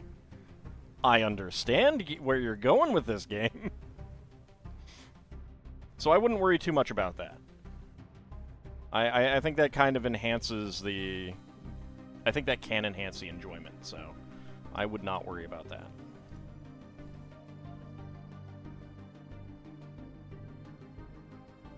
Yeah, it's also tied into Gnosticism.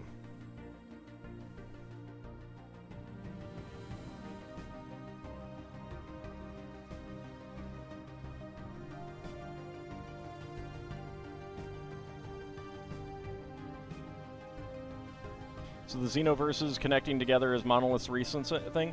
Well, so...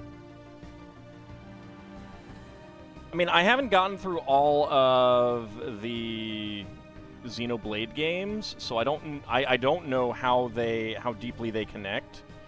I cannot say, and I don't want to know yet, because I do want to get to that relatively spoiler-free, at least on my own terms. Like, if I spoil myself, that's on me.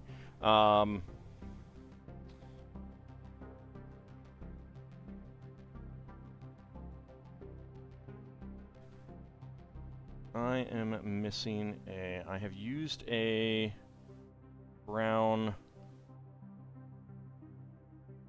1x1 where I should have used a dark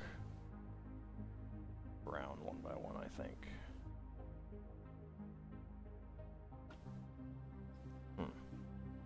I do not have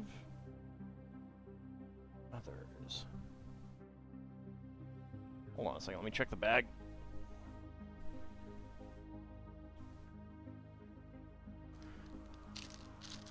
Nope. Did one fall on the floor?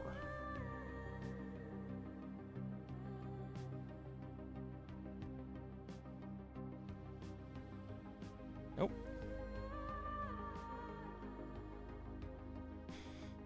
Did this? No, this goes there. Okay.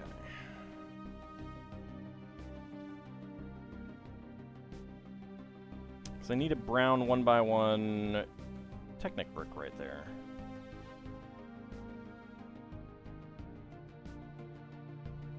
All right, Bahamut. Have a good dinner. There was once a grand plan for a lot of games after Xenogears, but then life happened. I don't know if there was a grand plan for more Xenogears games. There was a grand plan for 6 Xenosaga games, and that didn't do as well, and that did not happen.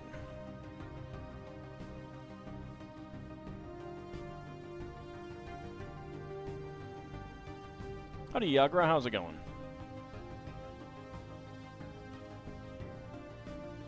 Let me see. All right. Did I mess up and put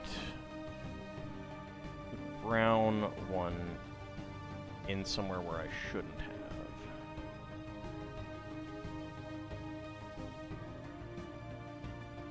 Just finishing work? Excellent. These are dark brown.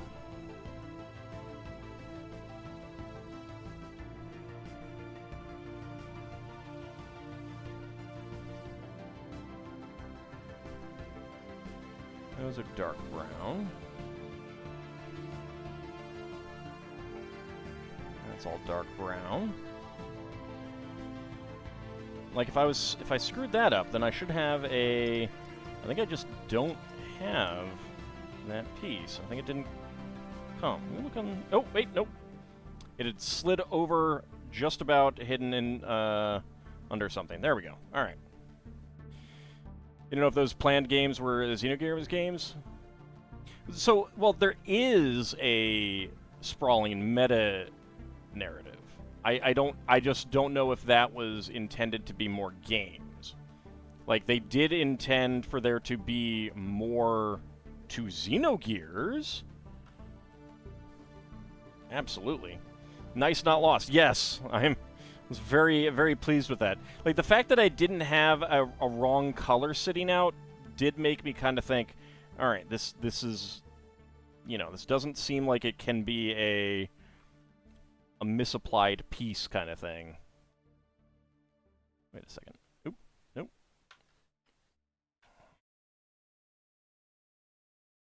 We need the plates in here.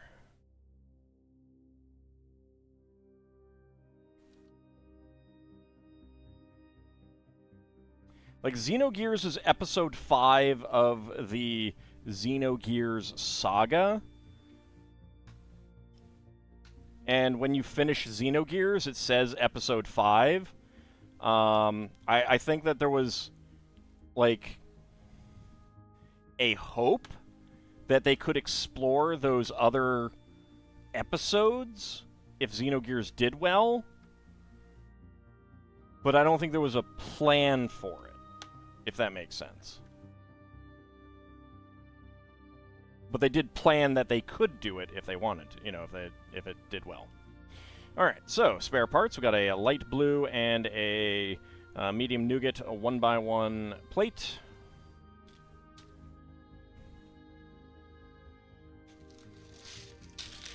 Okay, bag number 7.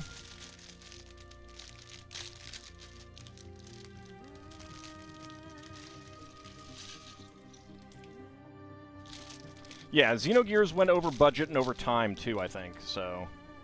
We got an ad starting in about a minute as well.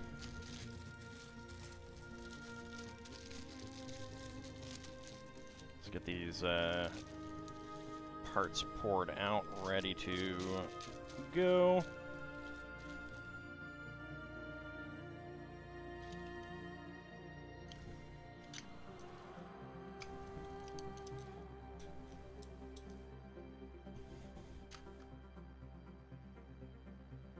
At least Nintendo gives Monolith a long leash, given their help on their cash cows. Yeah. Yeah, I think that Nintendo has given them a lot of leeway and stuff like that. But also, I think the Xenoblade games have done well for them in general. So, I don't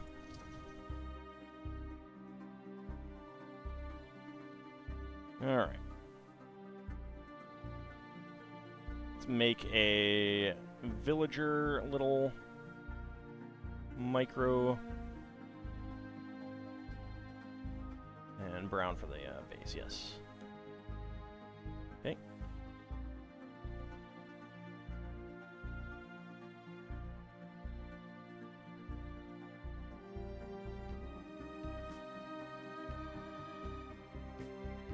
There we go.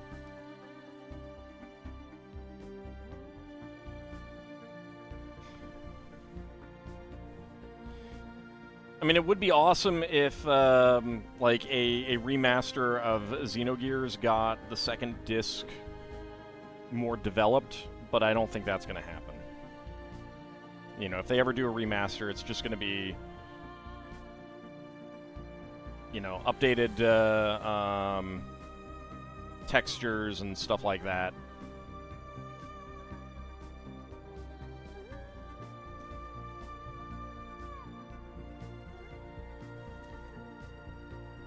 We can hope, but I would not put too much, you know, I would not be super confident about it. And that would require, like, just updating the textures and everything like that and giving it a new translation, I don't think would require the help of anyone from Monolith Soft. I could see them getting Yasunori Mitsuda back for some music stuff, considering what he did with Chrono Cross. Same thing with Kunihiko Tanaka for the artwork, getting new portraits and everything like that, higher resolution portraits.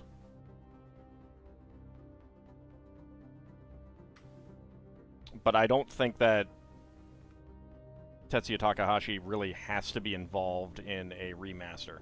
I would like it, obviously, but I don't know that that is something that Square would do, and that they could pull off with Nintendo. On the other hand, if they said that they would release the remaster on the Switch, that would be a way to incentivize Nintendo to allow it. I wouldn't even complain if it was like a 6-month, you know, early release thing on the Switch.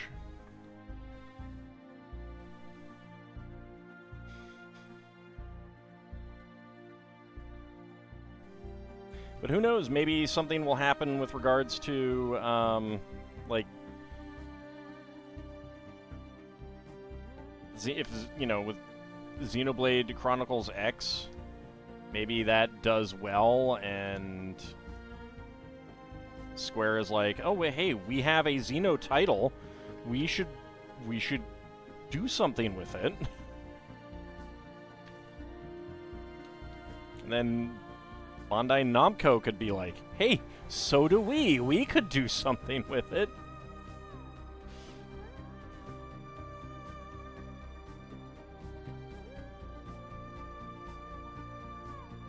Bit hard to tiptoe around the topic without potentially spoiling future games. Yeah.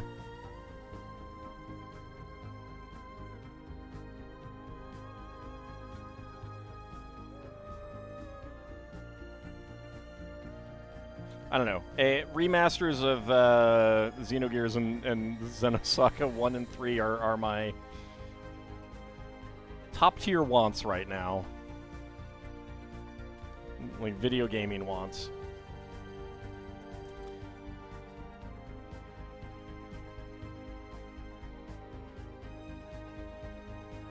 And I don't think will come to pass.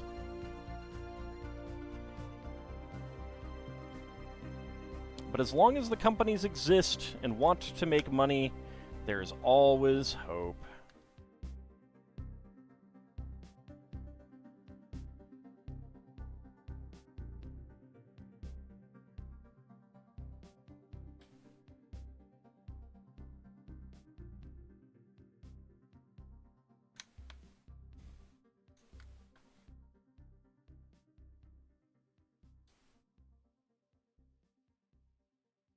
All right, almost done with the backdrop here. There we go. And there we go.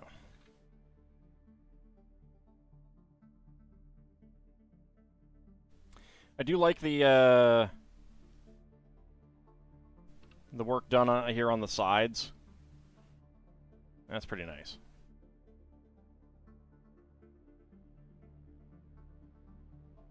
All right, let's see.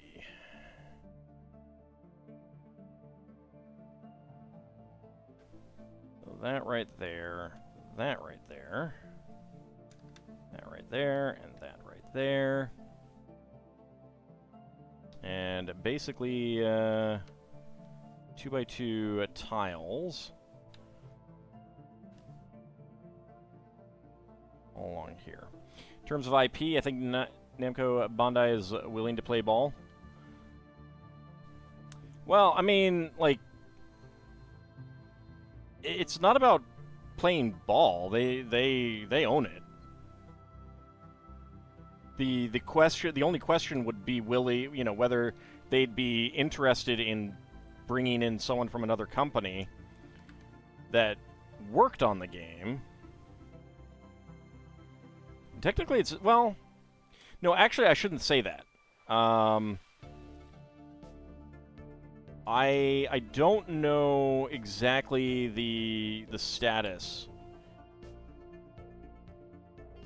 Namco Bandai has to, no, they have, I think that Monolith had to get permission to use Cosmos. Because I think Namco Bandai does own the property outright. Which means a friendly relationship with Nintendo. That's a good point.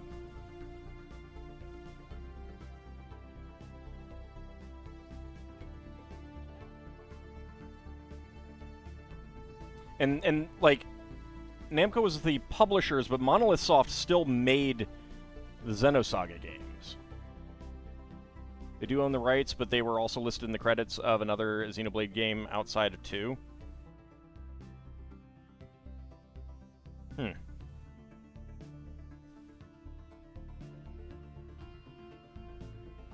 I wonder why. Like, that probably means that there was some IP that they wanted. Cosmos isn't theirs?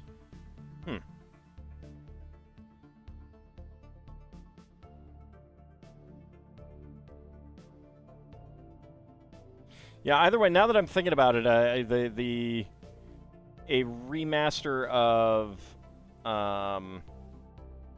Xenosaga is probably a bit more requiring of negotiations. Even if the companies are friendly, that still requires negotiations. More so than Xenosaga.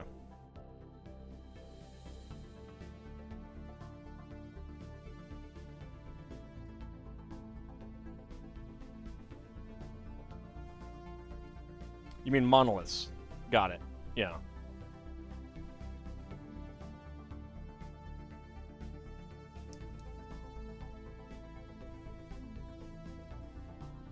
I'm not sure how it all shakes out.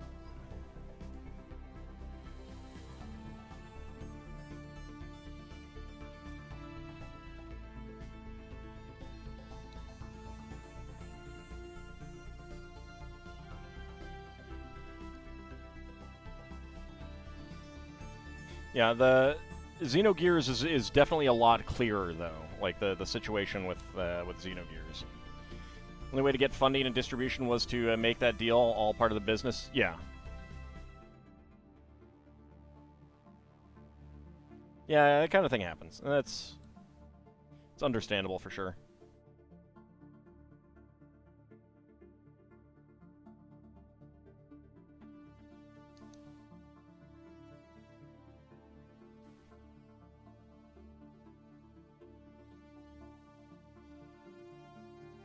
Okay.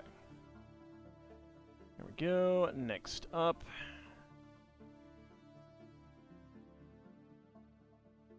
In direct regards to Saga, the email element of the game has been funny to you. Oh, it's like simulating. There's an element of like lampshading the like spam and stuff like that in that is highly amusing. Yeah.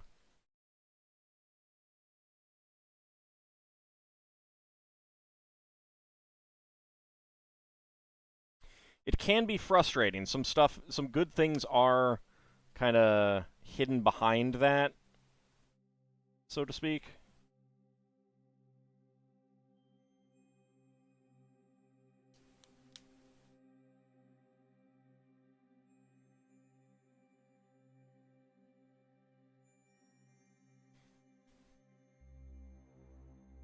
I mean, email is still pretty prominent, but yeah, there is an element of it having a bit more visible importance than.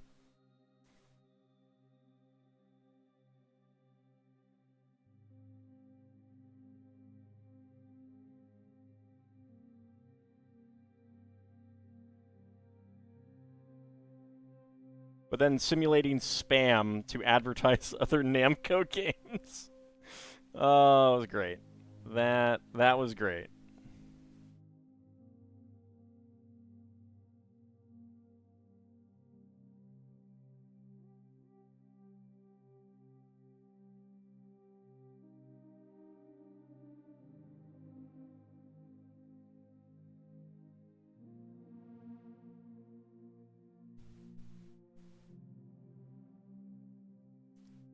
You miss when games would do stuff like that?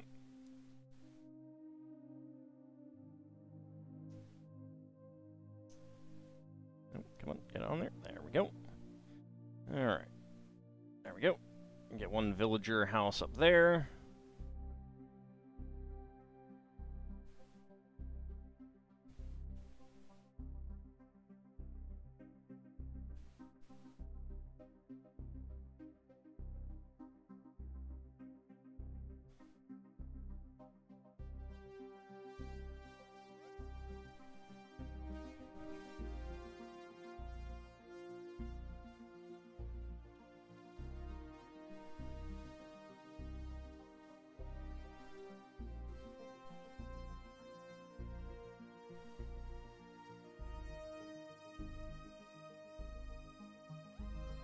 Maybe I should just replay Xenosaga on my own. I haven't played that since I did the LPs. Alright, let's see. So first, get the bracket. Clear 1x2, another bracket. Another clear 1x2. A tile. Let's see, that is gonna go there.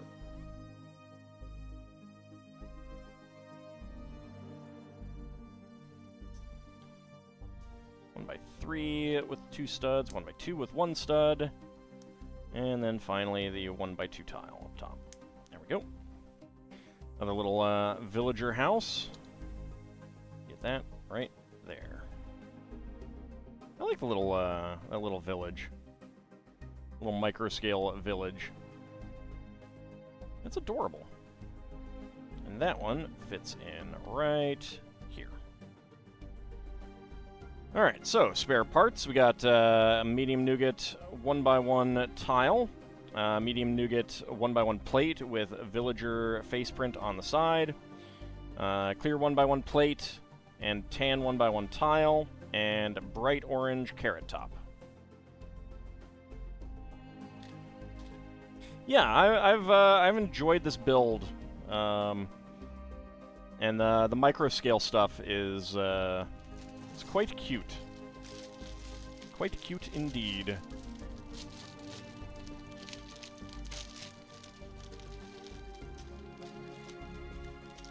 Now we're gonna work on that portion back there.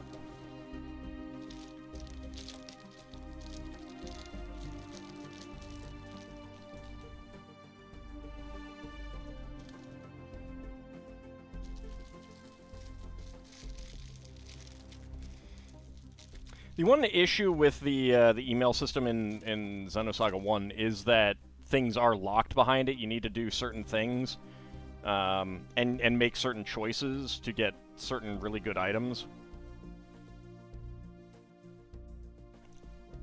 And that can be frustrating if you don't know about that.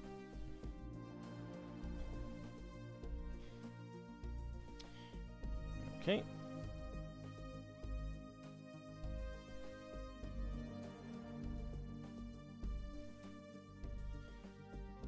Pink 1x1 to 1x1 bracket, 1x1 tile on the back, and a 1x1 tile with pig print on the front.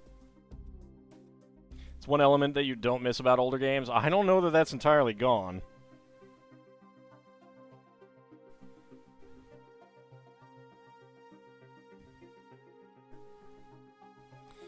There we go. Get the piggy there. Actually, we might be doing this part rather than this part. I don't know.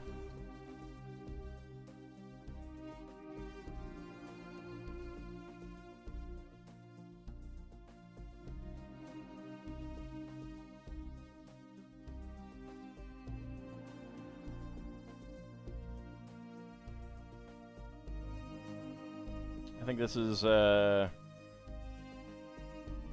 ore of some kind, whether it's iron or gold. I'm not sure what it's supposed to be. I mean, it is a gold tile, but I feel like most games avoid the walk into this random corner to get an email thing now. Yeah. Maybe. I don't know.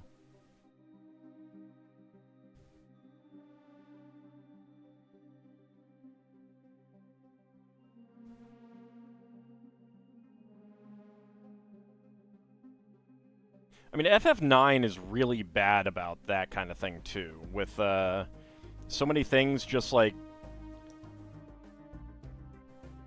really being completely impossible to know about, to find, to do.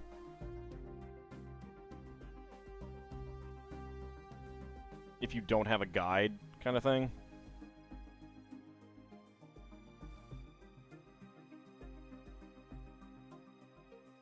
That's really bad.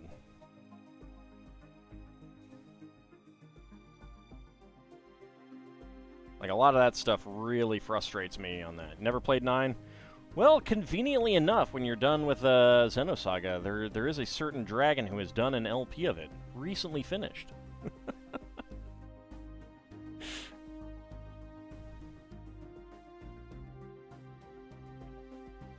Very convenient.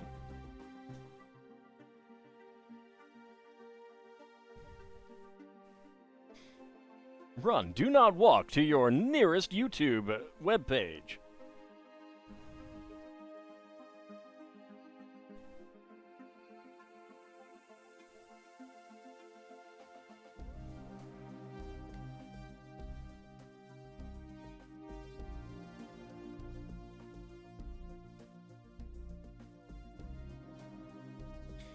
Been saving the FF games to eventually experience yourself? That's fair. That is perfectly fair.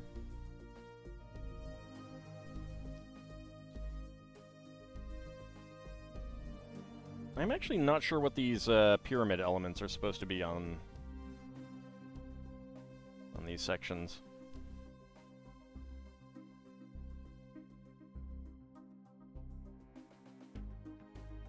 I think they're too small to be village things. They're up in a mountain biome.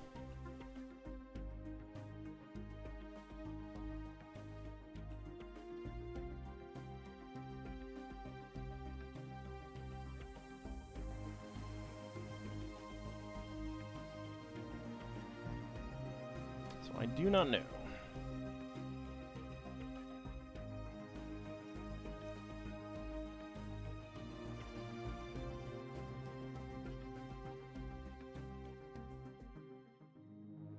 You're building a beholder, but is the beauty in the eye of? Howdy, Duke Darkwood, how's it going?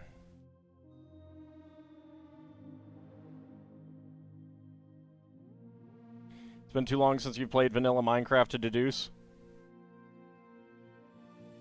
Yeah. It hasn't been that long since I've played it. I actually picked it up for a little bit of a play recently. Well, last week, really. That's one of the reasons why I wanted to do this. And I, had it. Just some play that to kind of, like, relax me and stuff like that.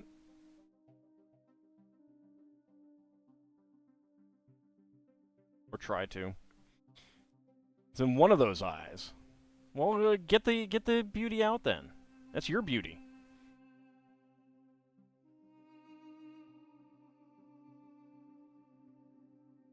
Oh, I think these are, I think this is dripstone stuff. Okay. I think I figured out what it is.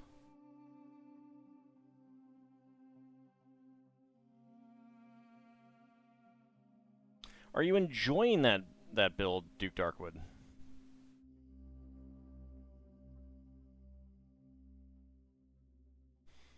Going well, waiting on a replacement for a 3x3 curved plate before you can finish the second assembly. Oh.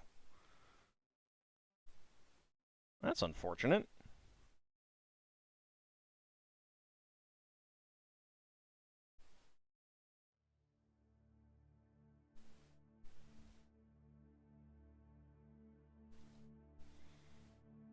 I am glad that LEGO is very good about replacing those things, though.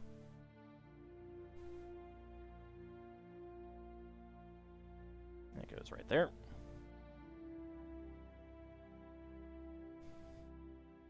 And we get that there for the lava.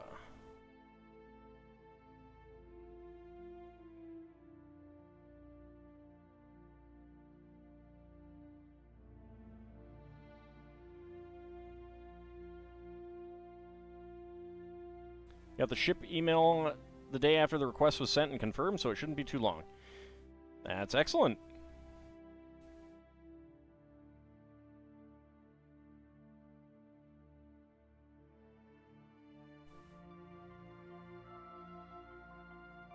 Alright, trans blue 1x1 bricks there.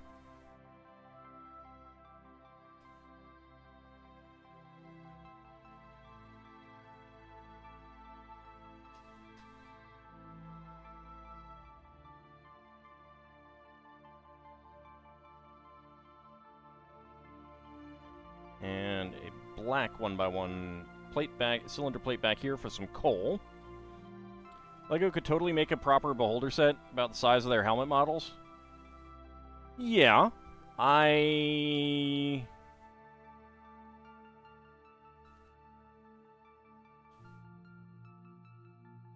not sure. I kind of expected there to be more announcements of LEGO D&D stuff if they were going to continue the relationship, though. So I don't know. I don't know if they are going to.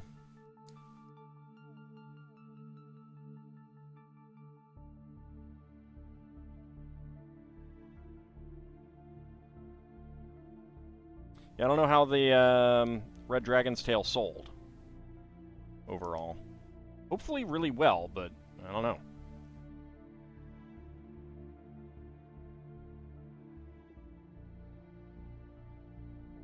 I think the minifigs did well. They will or they won't. That is true.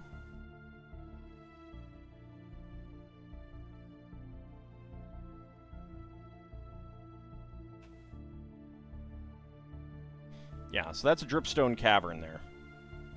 That's what that is.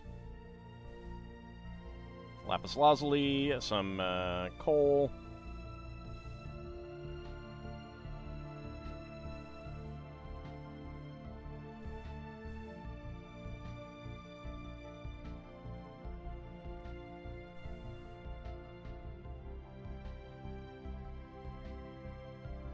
Yeah, I really did enjoy that set. That is a very good set.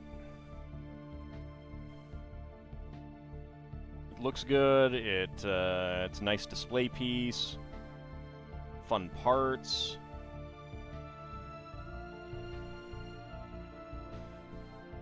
You have no way to affect the outcome. You just remind yourself those are the two options. Yeah.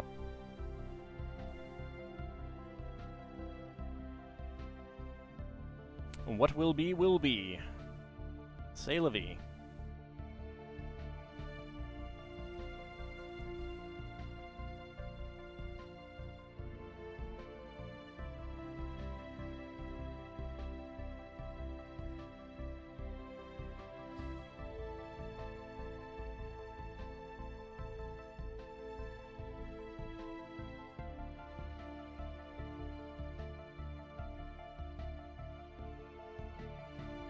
Oh, Duke Darkwood, you might be interested to know that I did get an ideas submission in on the Twist of Nostalgia contest. Voting isn't open yet, so no available vote yet, but I'm hoping there's only 200 some others that I'd need to beat out. Oh yeah, C'est la vie is such as life. Yeah. Que sera sera is what will be will be. I don't do French well either. It's not my strong point.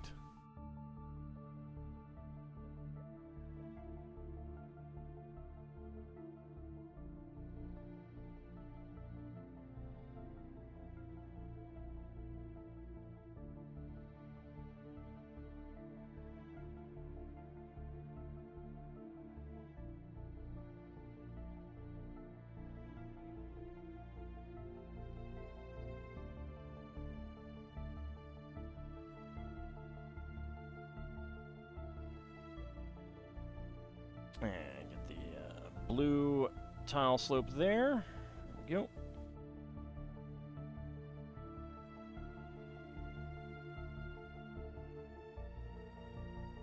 Yeah, I'm pretty happy with how it turned out. I had to go through a bunch of revisions, though. Lego was a little picky with some elements of it, which is fair. I'm not angry about it. Annoyed maybe, but not angry. Howdy, Cloak, how's it going? I did link to it on the Discord, and certainly if I do get into the finals, I will be begging for some votes. in all of the places. I am doing okay this day. Much better than I was doing on Monday. Well, really, Sunday night.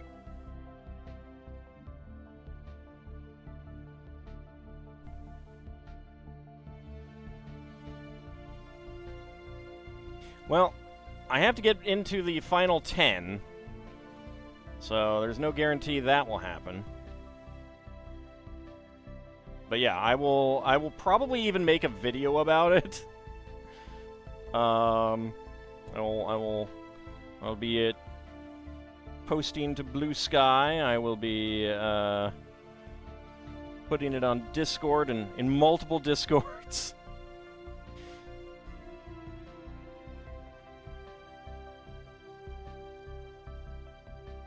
I will basically be begging everyone everywhere who knows me in a place that is not discouraged from posting.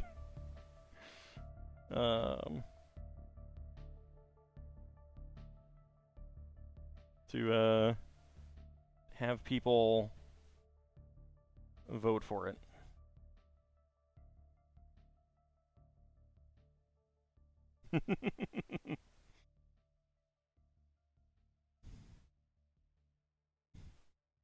Yeah, I don't beat up people. I just introduce them to the wonders of breakfast soup.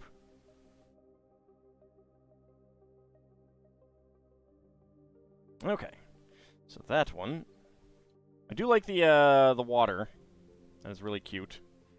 Got a dripstone cavern with some lava there. Either gold or iron. I'm not sure which one it is supposed to be. That's lapis lazuli. Some coal back there. We had on this one, I guess that's probably supposed to be iron.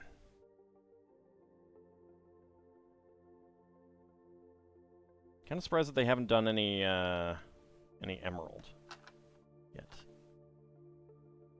They did a really good job with these micro builds. Yeah, I agree. And having them modular, while it's not so modular that I think you could really move the things around quite a bit. You can pop them out and make little mini displays, which is cute. And good lord, look at all the spare pieces. Alright, let's see. 1x1 plates in brown, dark green, and sand green. 1x1 tiles in dark orange, orange, white, sand green, and pink with a pig print. 1x1 tile slope in orange. 1x1 peak slope in tan. Tan 1x1 cylinder tile with top peg, and 1x1 cylinder plates in pearl gold, blue, and black, and a red 1x1 plate flower.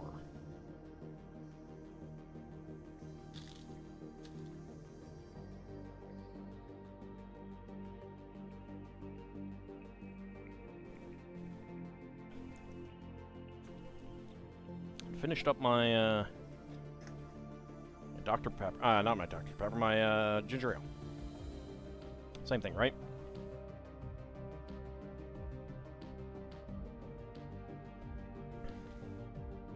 Sand green, are you trying to summon lithids? I am always trying to summon one particular lithid, yes. Always. Okay. Bag number 9.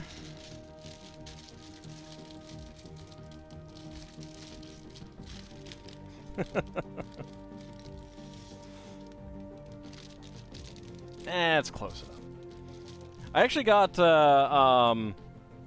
these strawberries and cream Dr. Pepper, and that's really delicious.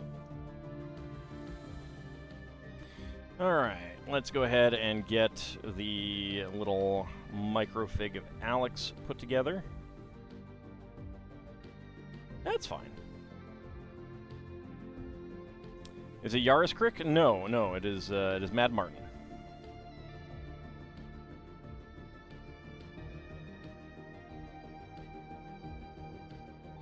Out of curiosity, how would the set look if you gave an extra piece to some of the trees? It depends on where you put the extra piece. So, like,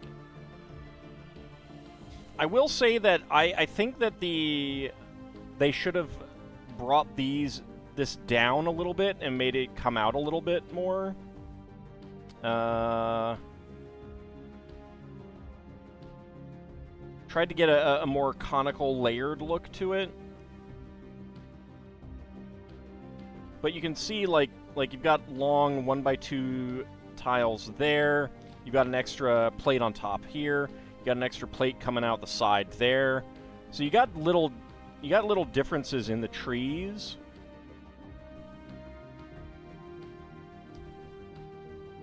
At this angle, the trunks look too thick. Oh, they absolutely are too thick. But there's not too much else you could do.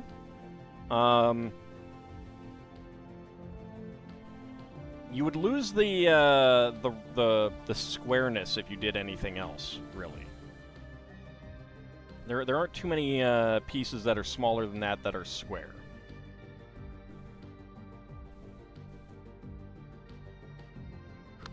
I'm trying to think right now if there's anything that would actually connect in any way. There really isn't.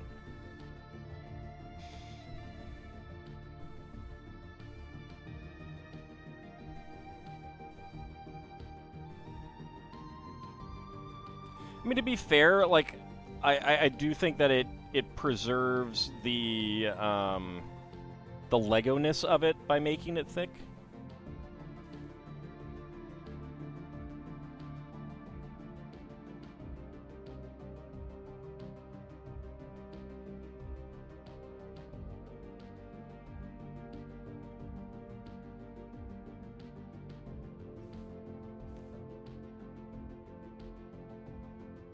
I'll just remember, Duke Darkwood, there's always Mad Martin.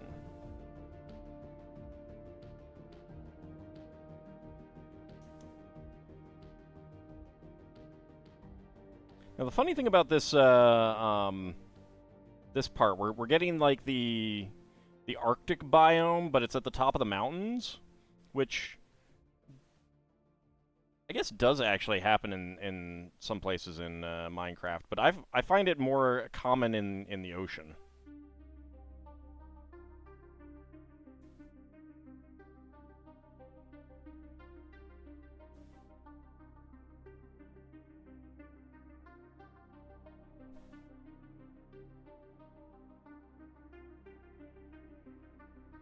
Kind of sad that there doesn't seem to be any emerald anywhere.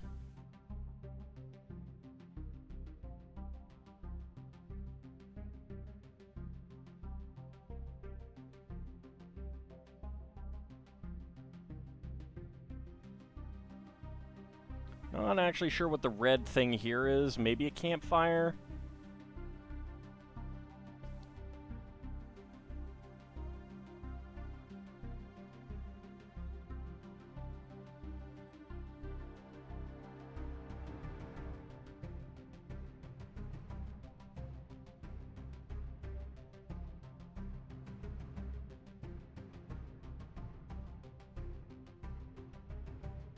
Of course, the white is all snow, the light blue is all ice.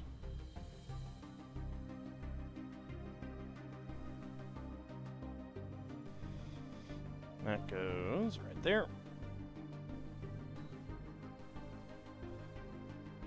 Oh, actually, no, something's probably going to go on top there.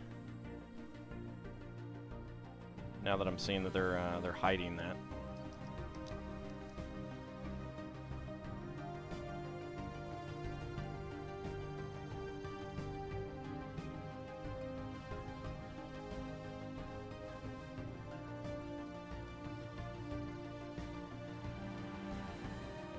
Yeah, with the ideas submission, I had a little, like, I based it on the old Knights Challenge jousting set from 1989, which I always really liked.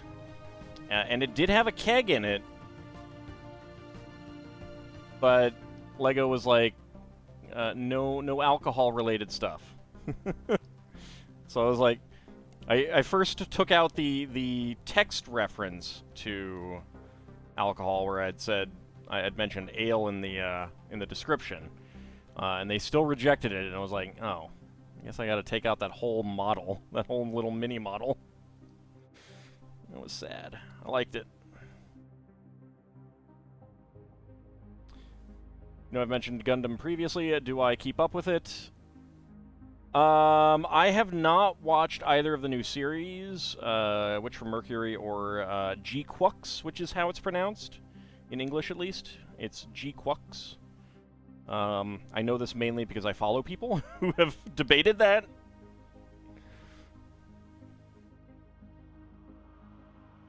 But that is how to pronounce it, G-Quux. What it means, I do not know.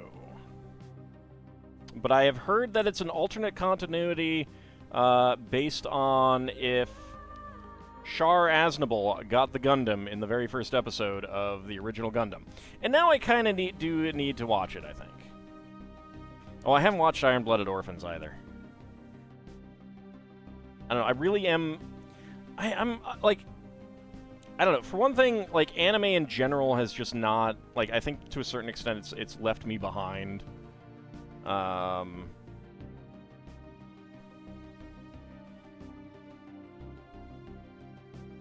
Which is fine. I mean, like, it doesn't have to be made for me, kind of thing. But, I don't know, it just... But it could also just be related to, you know, like, my mental health issues, and it's hard to get into things these days. The Joust set, 60-60, yes. Knight's Challenge. But yeah, I've had a hard time getting into a lot of anime recently.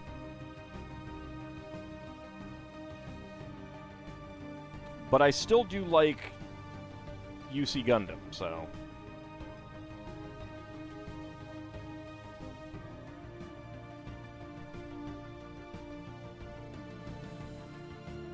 I may have to watch this one. And I didn't actually realize that Hideaki Anno was involved. As one person that I follow said, it seems like it might be a Hideaki Anno's fanfic, Gundam fanfic.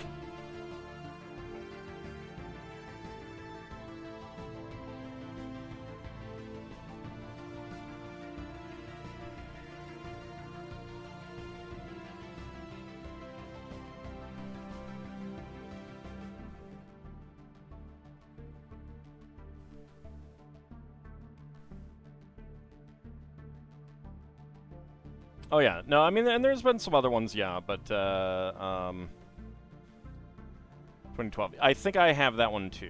But 60-60 I always had a fondness for, and I tied it into the Lion Knight's castle.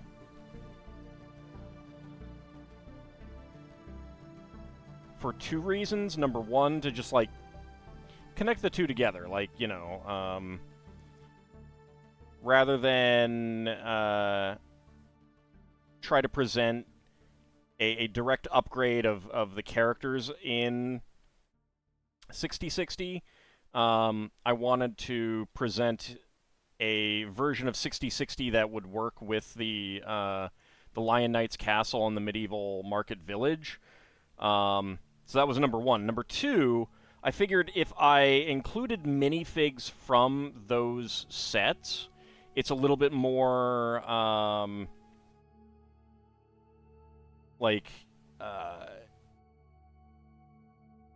it reduces the worry of them rejecting it based on needing new stuff, kind of thing. So that was a big part of it. Has LEGO utilized this numbering system since the beginning, or was it a retroactive thing? What do you mean? So, LEGO, the very earliest, well, not the earliest LEGO sets. LEGO sets from the 70s utilized a 3-digit numbering system. They pretty quickly realized that was very limiting on how many sets that they could produce. so they went to a 4-digit numbering system. And they used that throughout the 80s, 90s, 2000s, and only went to a 5-digit numbering system, I think, about 15 years ago, give or take. Maybe closer to 20. But the sets do, like, the numbering is not arbitrary.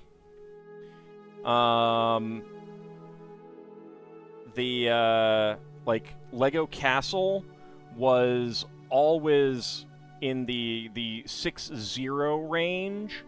Town was 6-3, and I have used a white 1x1, or I shouldn't have, yep. Town was in 6-3 and 6-6 range. Space was 6-7 range.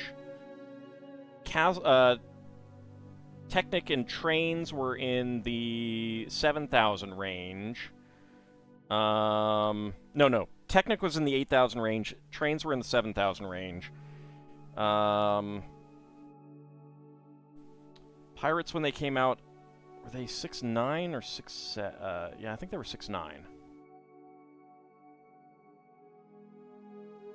Space may have had a second range too. I can't remember. I can't remember all of them, but it's pretty easy to tell where things were. You know, like they keep the ranges, and they've done the same thing today,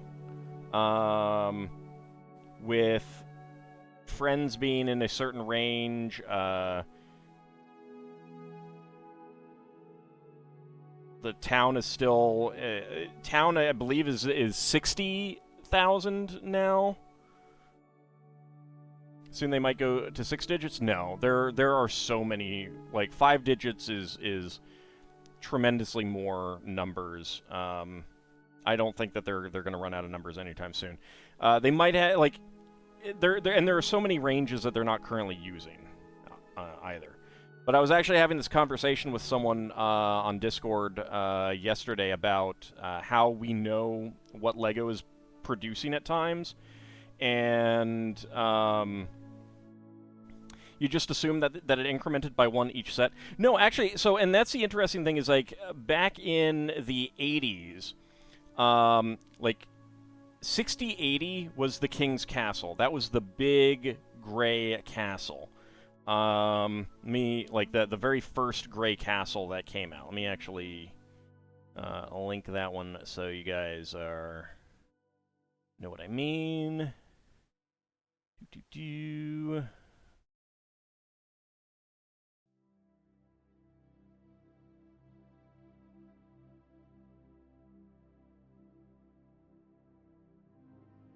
So that's 6080.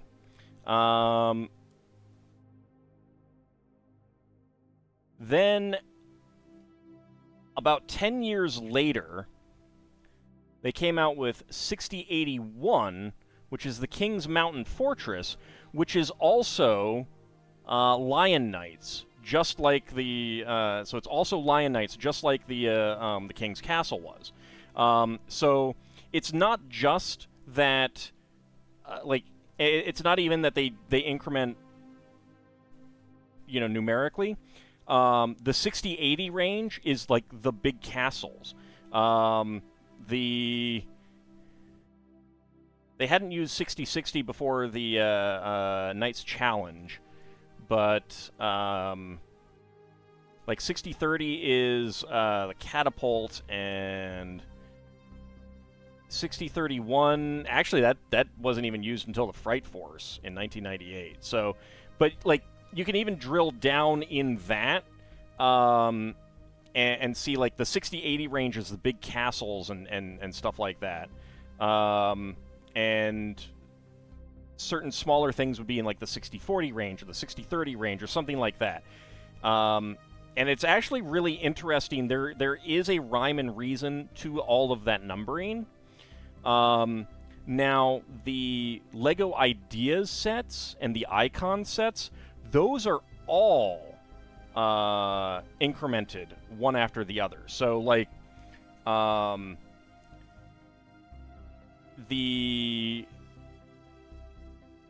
You know, like the next icon set that will come out will probably be one higher than the last one that came out. The next idea set that comes out will be one higher than the last one that came out.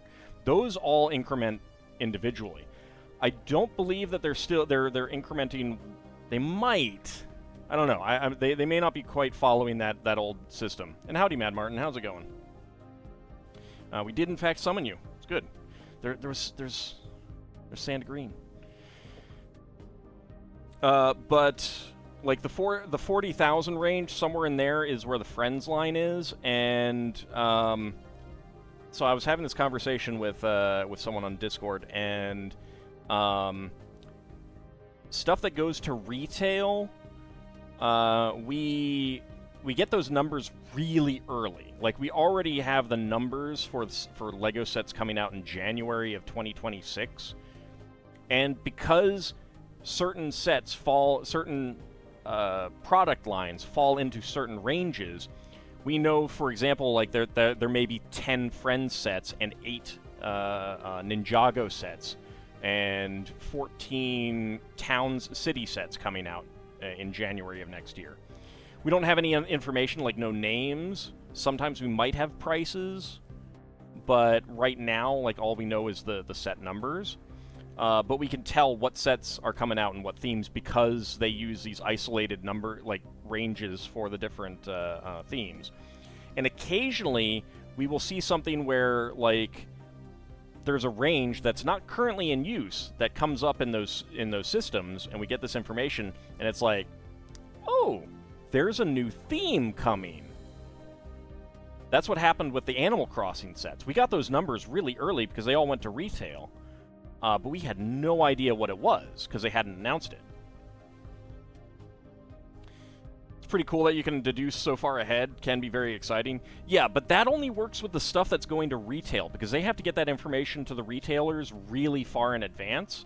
By comparison, we only learned, like, last month that on May 15th, there's going to be a 747 Space Shuttle piggyback set coming out, and here it is a month from May 15th, and we still don't have pictures yet.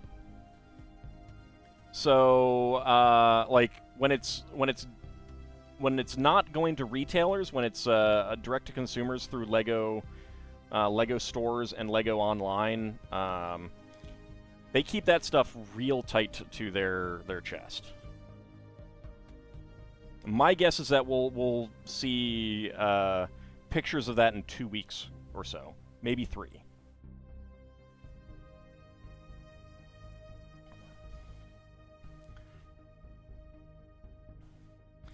All right, so spare parts. We got a light blue 1x1 plate, light blue 1x1 tile, red 1x1 cylinder tile, top peg, and light nougat 1x1 plate with Alex's face print.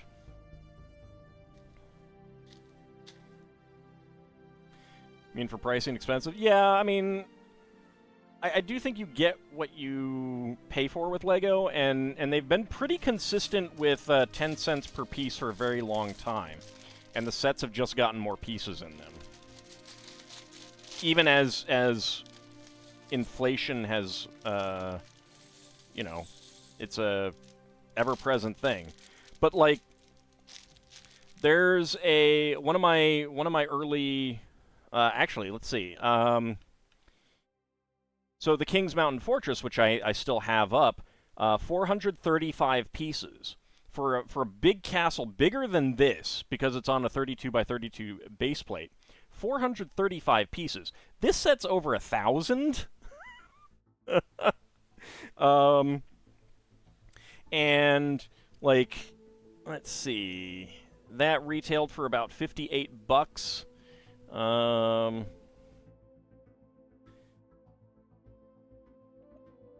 Let's see, inflation calculator. Go to, what was that? That is 1990. So, pretty sure that came out in January, so January 1990, $58. Today would be 145 bucks. So $145 in today's money for 400 some pieces. You get a lot more Lego today. Would you get, like... Part of the reason for it being big was the big base plate that it's on. It's on a big raised base plate that's, like, this high. So I don't think you'd get as big of a castle. Like, if they were to make a castle for, you know, around $150 today, I think, like, you would have so many more interesting little details in it than that Kings Mountain Fortress had, which I do love. I love the Kings Mountain Fortress. It is a beloved childhood set of mine. But I really do think that we get more out of LEGO these days. Do you like those fancy raised base plates? Although they did have some inherent limitations. Yeah. They can get very samey, for one thing.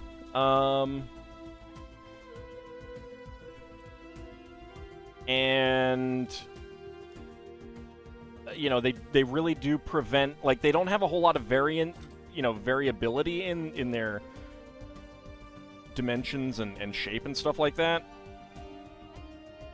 So yeah, it is in that respect very limiting on what you can end up doing with it.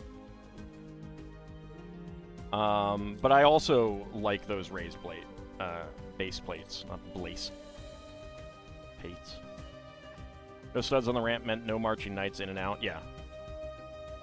Burps achieve the same effect with more options? Yeah, in a lot of ways. That's one of the reasons why the burps came out. And like you can see with the remake of Eldorado Fortress, because that was on the same sort of base plate as the Kings Mountain Fortress, the exact same mold. It ends up being a lot more flexible and a lot more interesting in how it looks and everything like that. Big ugly rock pieces. Those are burps. Those large gray, dark gray rock pieces. One is kind of rectangular and the other is triangular, and it would oftentimes fit on top. That is a burp. Big, ugly rock piece.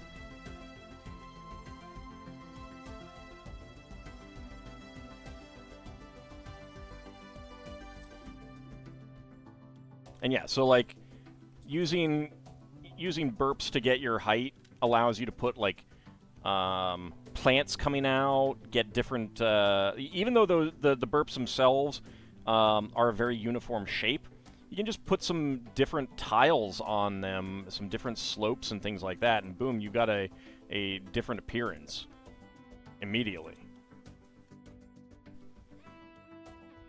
The new Eldorado managed to make an intricate version of the raised base plate. Yeah. Exactly. Okay, yes, we are getting 1x1s on the corners. Like, there is an element in... like, there's a side of me that wishes that we had gotten an Eldorado Fortress that was completely redesigned like the Lion Knight's castle, but also getting this like, true reimagining, like a true redesign of the original is also a fascinating study in LEGO design as well. This D&D set has a rounded corner. Yeah, and that's a relatively new one. Relatively new. I'm not sure when it came out, but not that long ago, I don't think. I'm not a fan of the smooth-sided ones. That there are, I believe there are a few of those in the like the little 2x4 sized footprint ones that have kind of like a jagged, smooth appearance on the side. I don't like those as much because, again, like they lack the studs on the front to allow you to really change what they look like and stuff like that.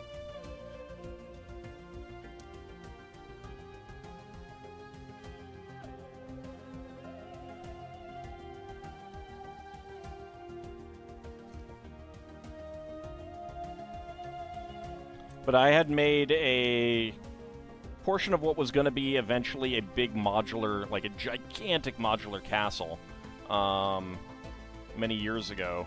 And I used burps and actually Duplo to raise up the ground level, so to speak.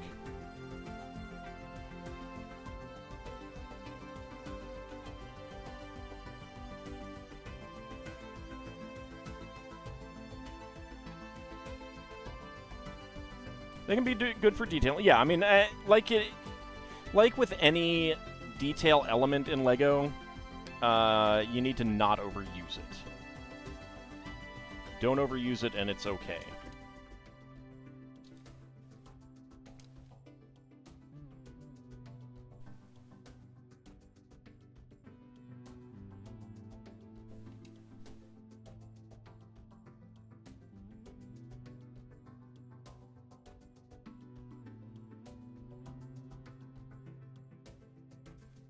But yeah, like the island of the lighthouse, great use of burps there. I do really appreciate that burps are still around, considering that they kind of got poo-pooed by the community early on. But I think the community has really come around to them, and so has LEGO. I mean, well, I don't know that LEGO has come around to them per se. I think they always knew what they were doing.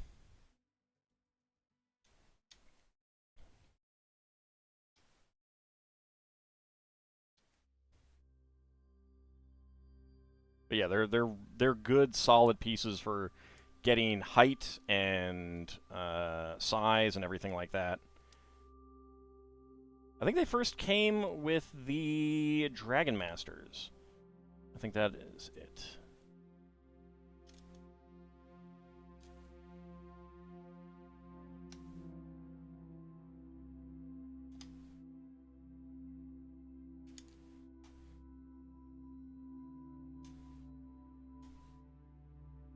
Oops. Missed that one by one there.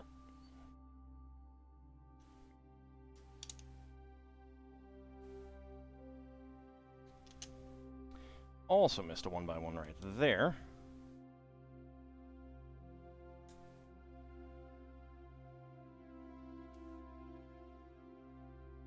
Yeah, one of the other sets that I was thinking about doing for the challenge was the Forestman's Camouflaged Outpost. I may still do that, but there's a few other sets that I kind of want to see if I can get done in the next 2 weeks. I'd like to have a few entries into the contest. Maximize my chances of winning.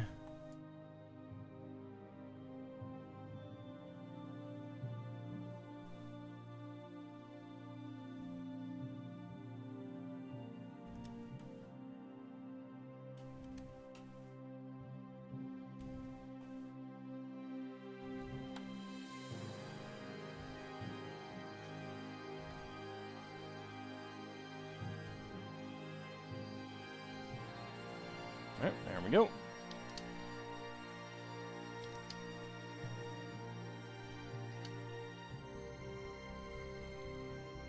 Okay, and the last one. There we go.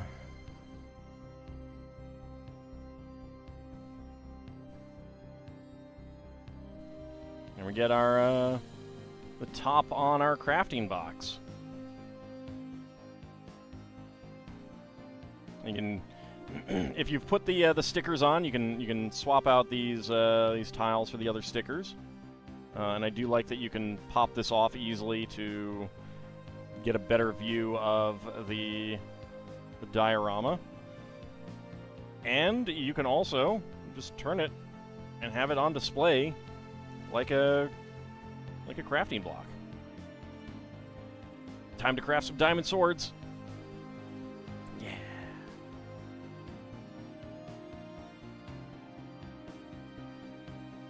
It's very nice. I do like it. I do like it a lot. There's good pieces, fun little builds. I really do like the little village here. The little minecart back there is quite cute as well. The witch's hut. It's very nice. It's very nice. I highly recommend it. The igloo that's kind of hidden up there because it's not super obvious.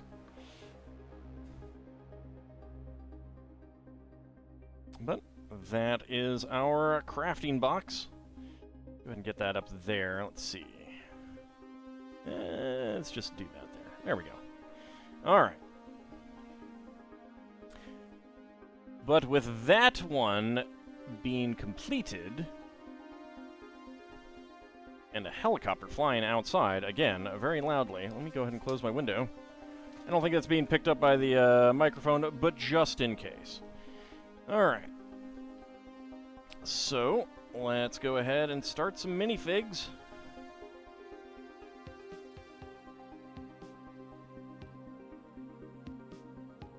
There we go. For glass swords Ultima style, you can only use them once, but they are effective. You haven't played Minecraft. That's fair. That is fair. I do also prefer glass swords in terms of the coolness of them. All right, let's see. Go ahead and get this out.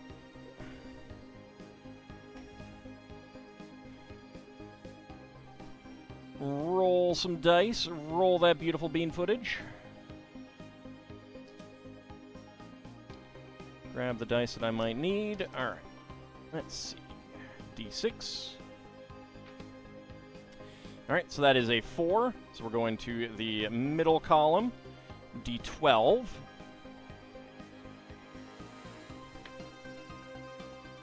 That is a 9. Howdy, little bunny. How's it going? 1, 2, 3, 4, 5, 6, 7, 8, 9. There we go.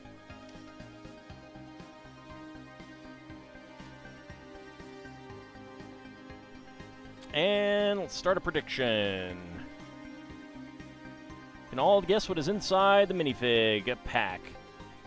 Get your predictions in.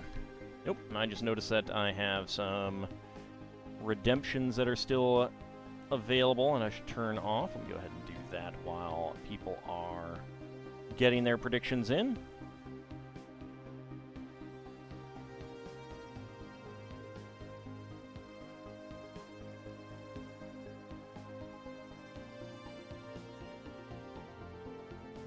Okay, so get your predictions in. Let's see what people are rolling after I roll myself. 17, so I need to re-roll.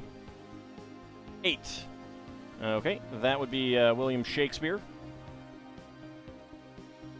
Let's see, 16 for Not a Rogue AI, that would be the Mermaid. 15 for Ice Oven, that would be the Panda Guy, which I'm not sure if there are any left. 11 for Ab Cody, that would be the Robo Secretary. Time to step out of lurking shadows for minifigs. Dragonkin Avatar of Bahamut. So many summonings today. Yep. Initial guess is the most Minecraft village thing of all, a Minotaur temp agency recruiter, since you can change villagers' jobs for them. Only if you haven't traded with them yet. Villager noises, indeed.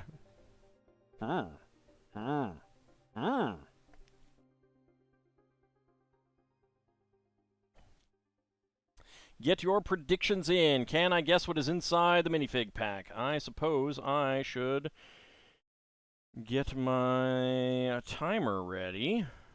That might be useful. Get your predictions in. Just a few seconds remaining. Just a few seconds remaining. 11 for Klelk. That is also the Robo Secretary, and that is predictions closed. All right. So let's see what we get. And go. That is a large round piece. Okay. 13.70. Large round piece would be the head of the panda. So we do have a panda. That would be a correct guess of 15. Let's see if that is correct. That is indeed a panda guy. At a 13.7. Okay. Let's choose the outcome. That is within 20 seconds.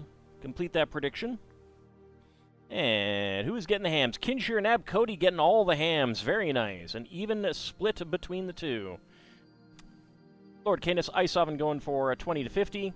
Shield of Hope Lel Bunny going for 50 to 60. And Lunatastic going for no. Howdy, Luna. How's it going? You got a dragon costume guy from the prior CMF series that the head could totally be used for a dragonkin. Don't they show the face through the mouth, though?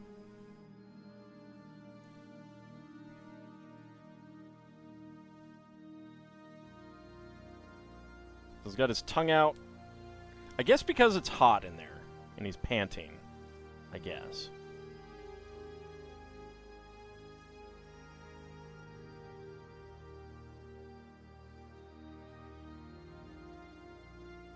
That is, I believe, our fourth panda.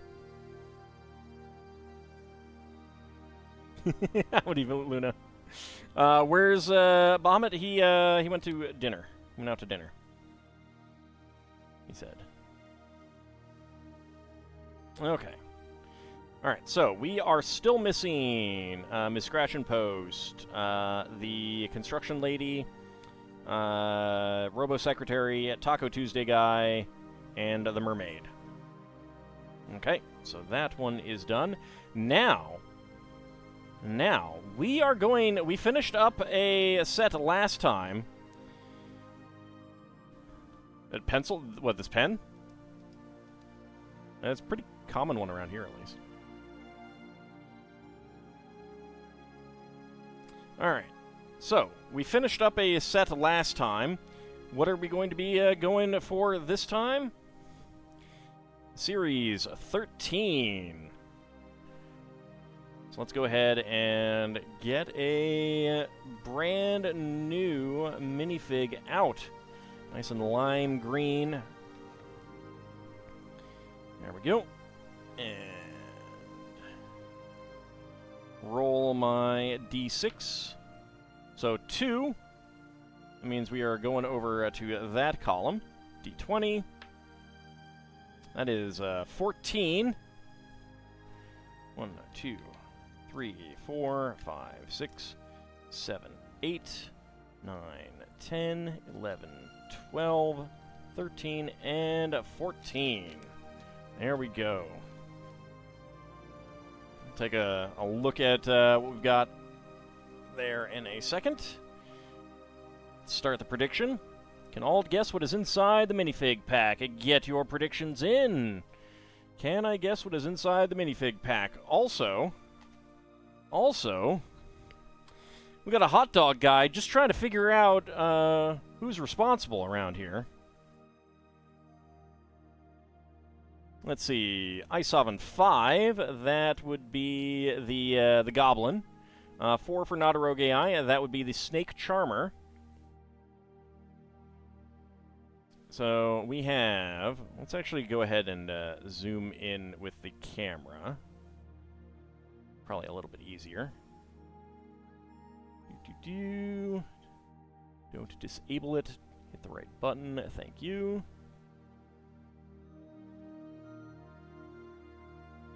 All right. So we have a Happy King. We have a sheriff. We have a unicorn costume. We have a snake charmer.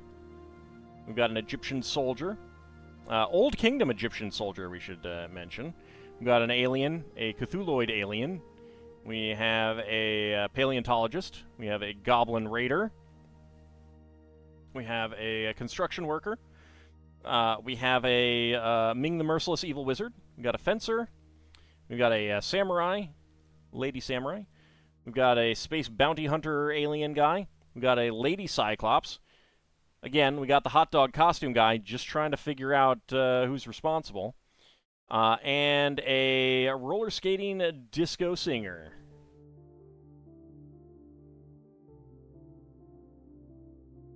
Zoom back out there.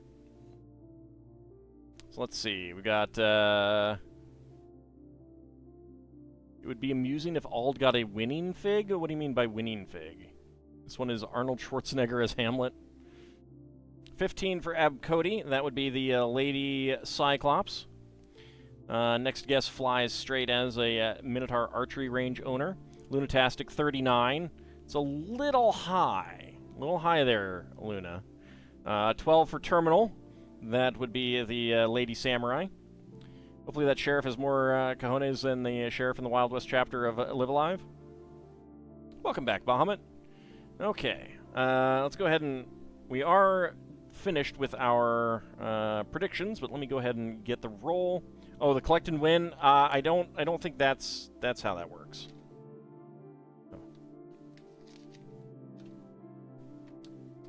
That would be 16. All right, so that is the space bounty hunter raider guy thingy. I'm not sure what that is. You're not good at this. Fair enough. Fair enough. All right. So let's go ahead and reset the timer and go. Let's see, what do we got? Can I guess what is inside the minifig pack? Yes, I can. 5.95, we have the Lady Samurai. I felt her hair. It's pretty unique hair.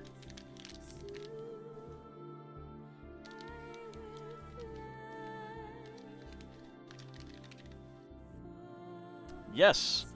Yes, it is. All right, so that was... Oops.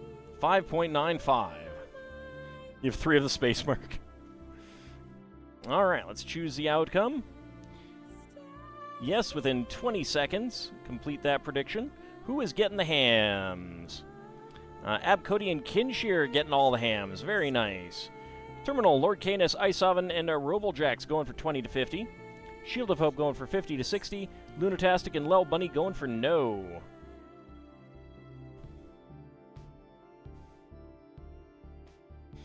Alright.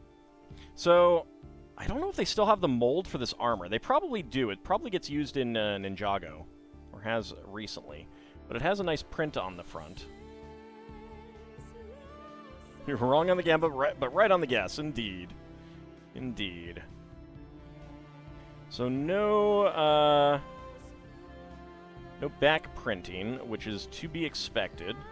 Let's go ahead and zoom in on the torso print first, because that's an interesting print. I do like the look of that.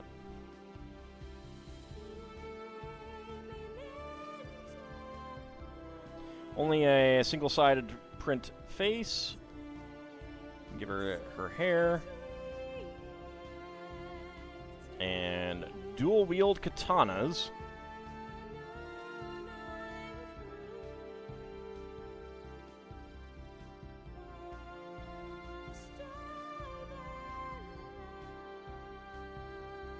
Okay.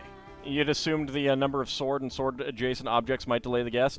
It might have, except I felt the hair first, and that is a very unique hairpiece. Like, there are not too many others that feel the same way.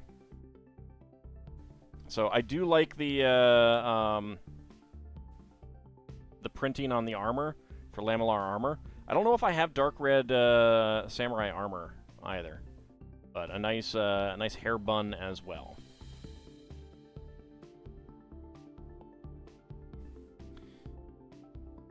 Kendokai?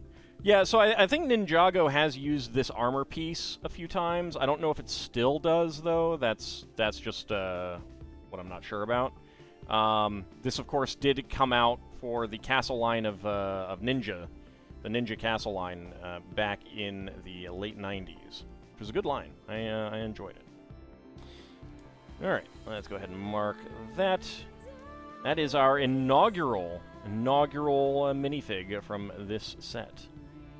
Alright. And next up, the final minifig for the night. Right, I need to slip a new one in here. I forgot to do that. There we go.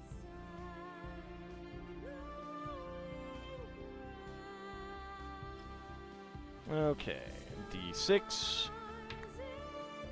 Alright, so that's a 1, so we're going to the top register. And D10. That is also a 1. So the very first one. Let's also switch on over to that. Get my scale out. Get my D12 ready.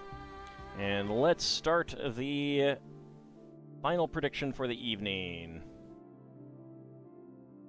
Can all guess what is inside the minifig box? Get your predictions in.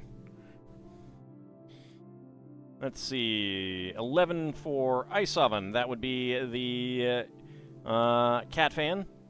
10 for Abcody. That would be the Pirate Quartermaster.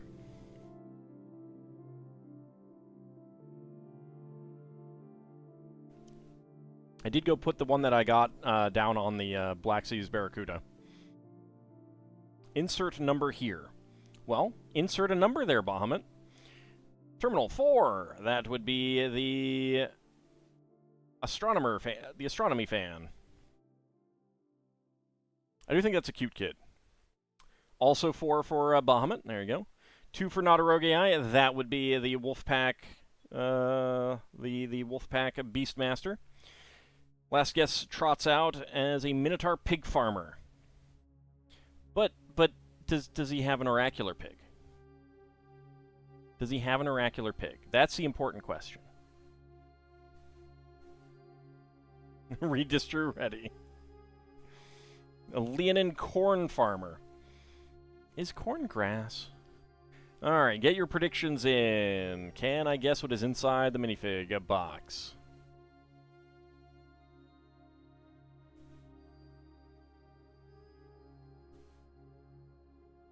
So we have not gotten the Wolfpack Beastmaster, the Plushy Fan, the Boogeyman, the Cupid, or the Steampunk Inventor. A what pig? An oracular pig. Henwen.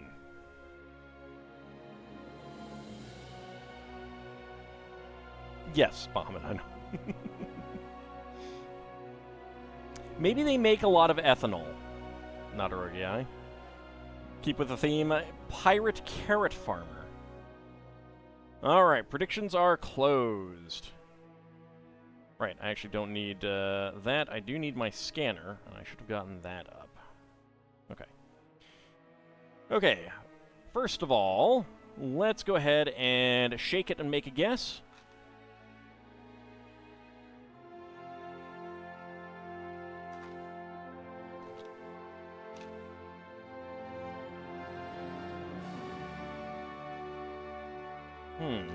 Not a whole lot moving around, so I'm going to say the Boogeyman. That is going to be my guess. You roll the die.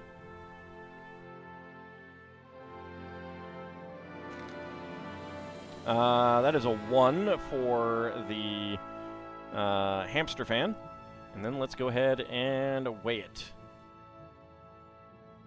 19.5. So it is definitely not going to be the Boogeyman. 19.5. That looks like that's going to be the Pirate Quartermaster. I think that's the Pirate Quartermaster. Why would a pig farmer want a Henwen? Make me sad, little bunny. All right, let's see. Yep, Pirate Quartermaster. All right, it is yes with weight.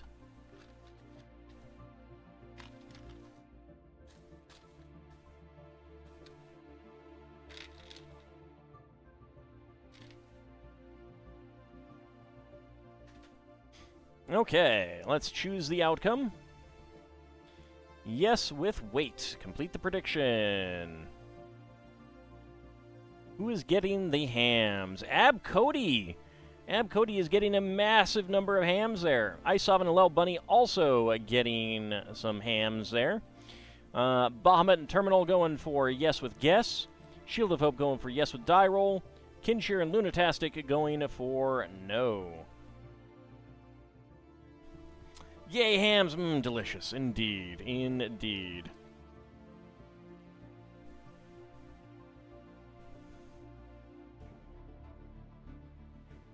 I think Lel Bunny needs to go watch one of my favorite Sierra Adventure games that I have LP'd. Did someone steal all the Wolfmen? I haven't even gotten through half the box yet.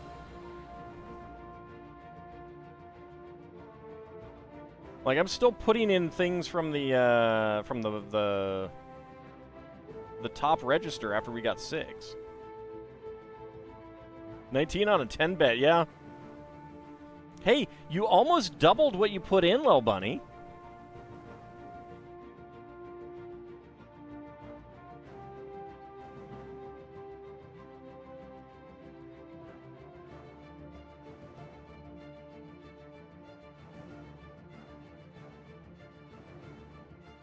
You don't know if you want to rewatch that game? Oh. It's fun. The loot's hidden in a tree.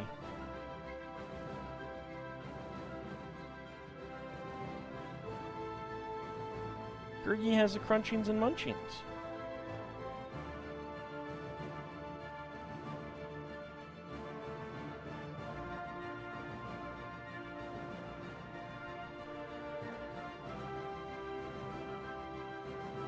I love the cockatoo mold. It's adorable.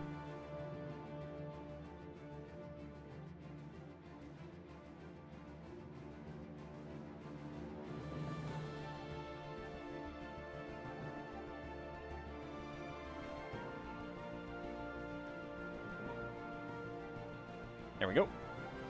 All right. And a spare saber as well. So, great hairpiece. I'm a big fan of that one. The cockatoo is great, and the printing on this torso and the legs are fantastic. Some just really great printing there. All right, but that is going to wrap us up for this evening.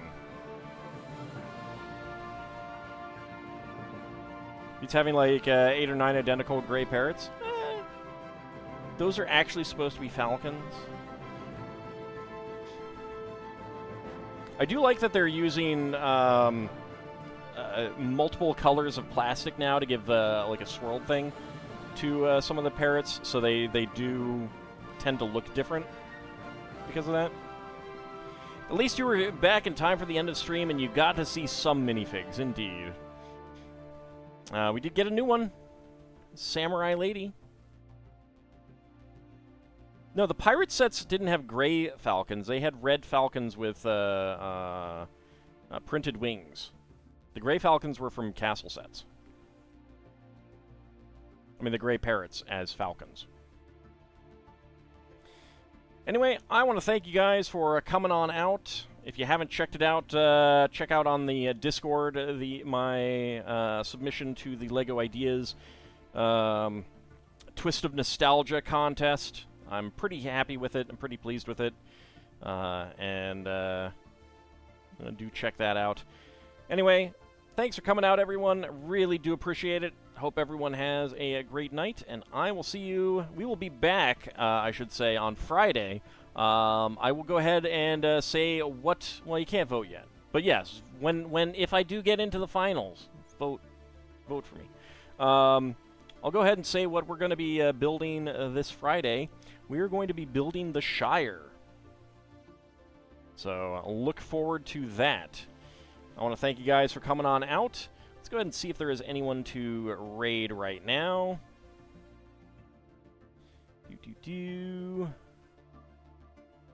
Let's see.